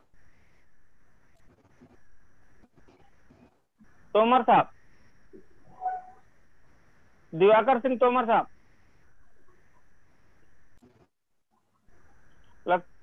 हाँ, थैंक यू डॉक्टर प्यासी साहब। डॉक्टर श्रीवास्तव साहब का काफी बृहद उन्होंने प्रेजेंटेशन दिया और निश्चित रूप से पूरे मध्य प्रदेश के जो सोयाबीन का सिनेरियो है, राइट फ्रॉम JS 335 के उद्भव से 1992 से जो बात चली और आज RVSM 2011-35 दुर्योग से जो उसके ब्रीडर है हमारे डॉक्टर VK तिवारी साहब, वो अब हमारे बीच नहीं रहे पिछले कोविड के कारण।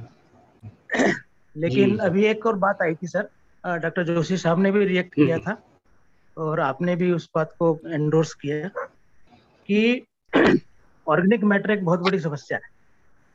और ऑर्गेनिक मैटर चाहे वो मतलब महाकौशल में हो या हमारे मालवा में हो या गिर्द क्षेत्र में हो, कहीं भी 0.3-0.4% से ज्यादा नहीं। अब सब क्या है, दो कंट्रोवर्शियल टेक्नोलॉजी हम लोग एक साथ प्रमोट करने की कोशिश कर रहे हैं। एक तरफ यदि हम उनकी बात करें जो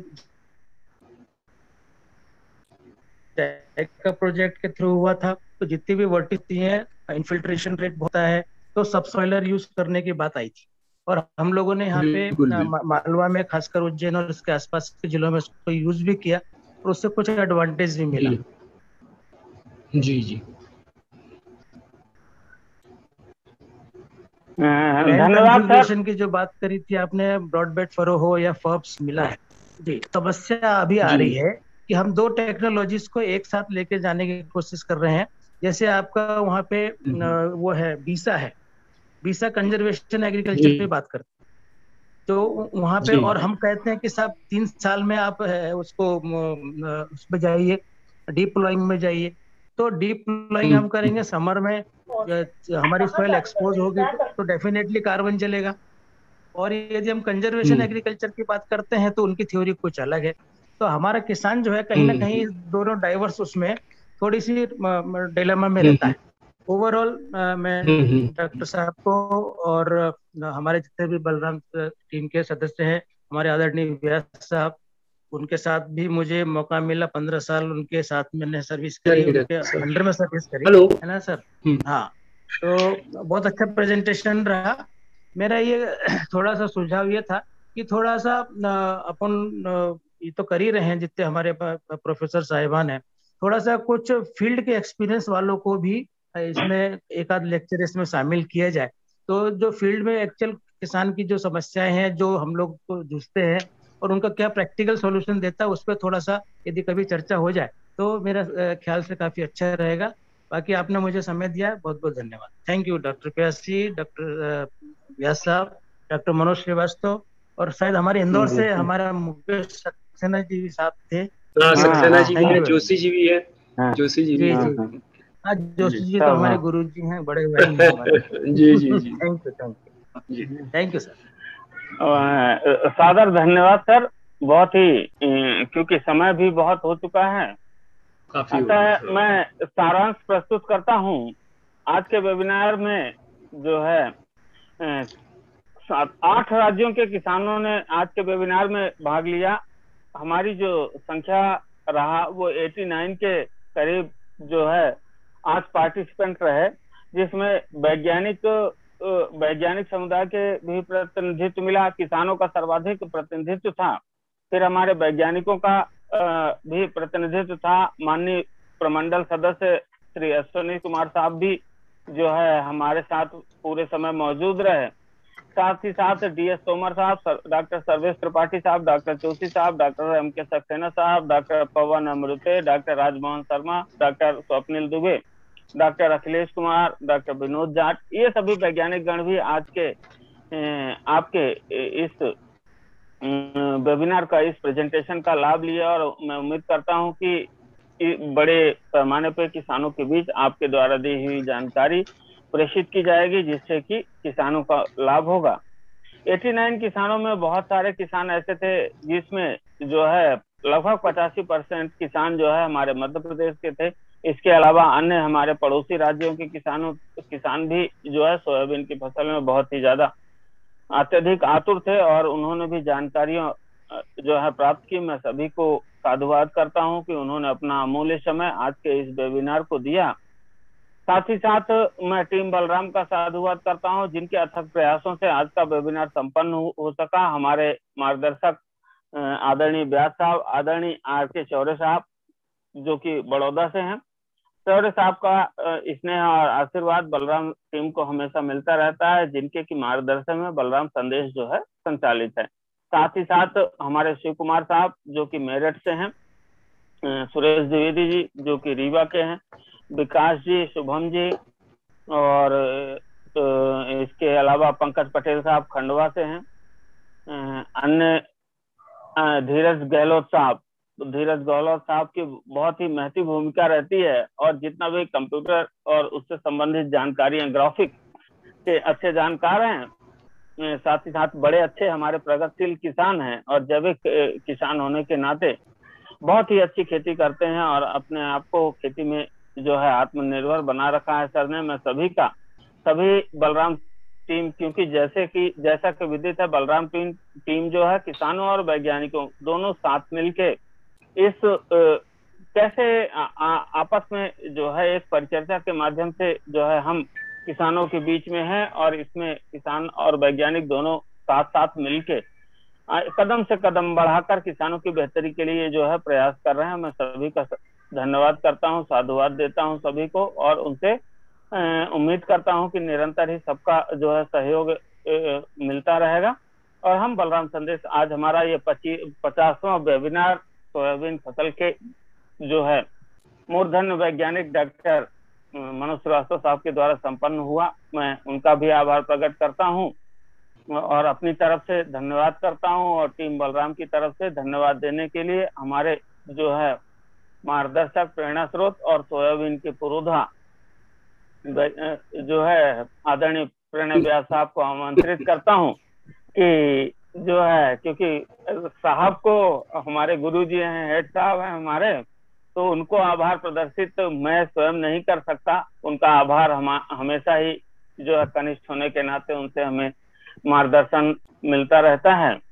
तो आभार प्रदर्शन के लिए मैं आदरणीय व्यास साहब को आमंत्रित करता हूं कि सर, आदरणीय मनोज साहब के, सर आपका स्वागत है।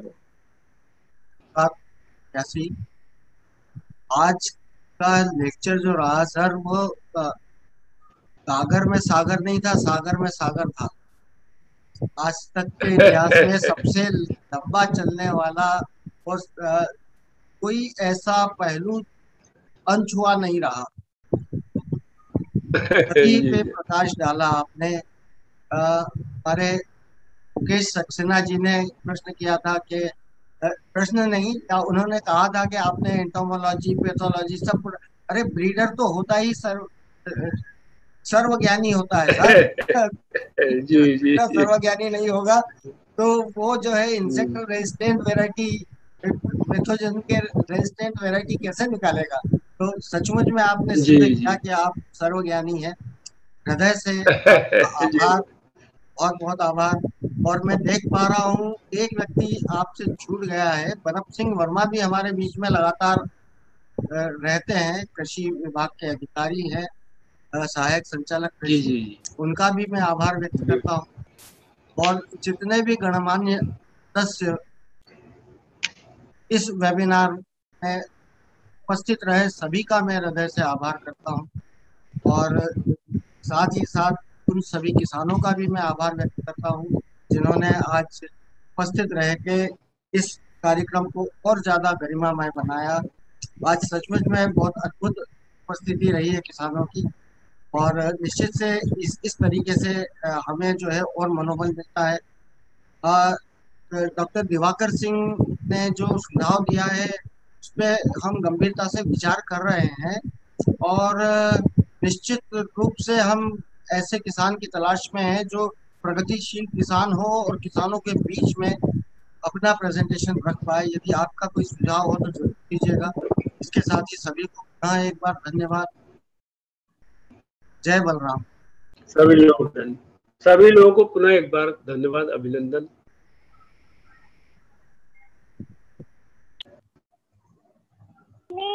जय बलराम। आप भी बोलो।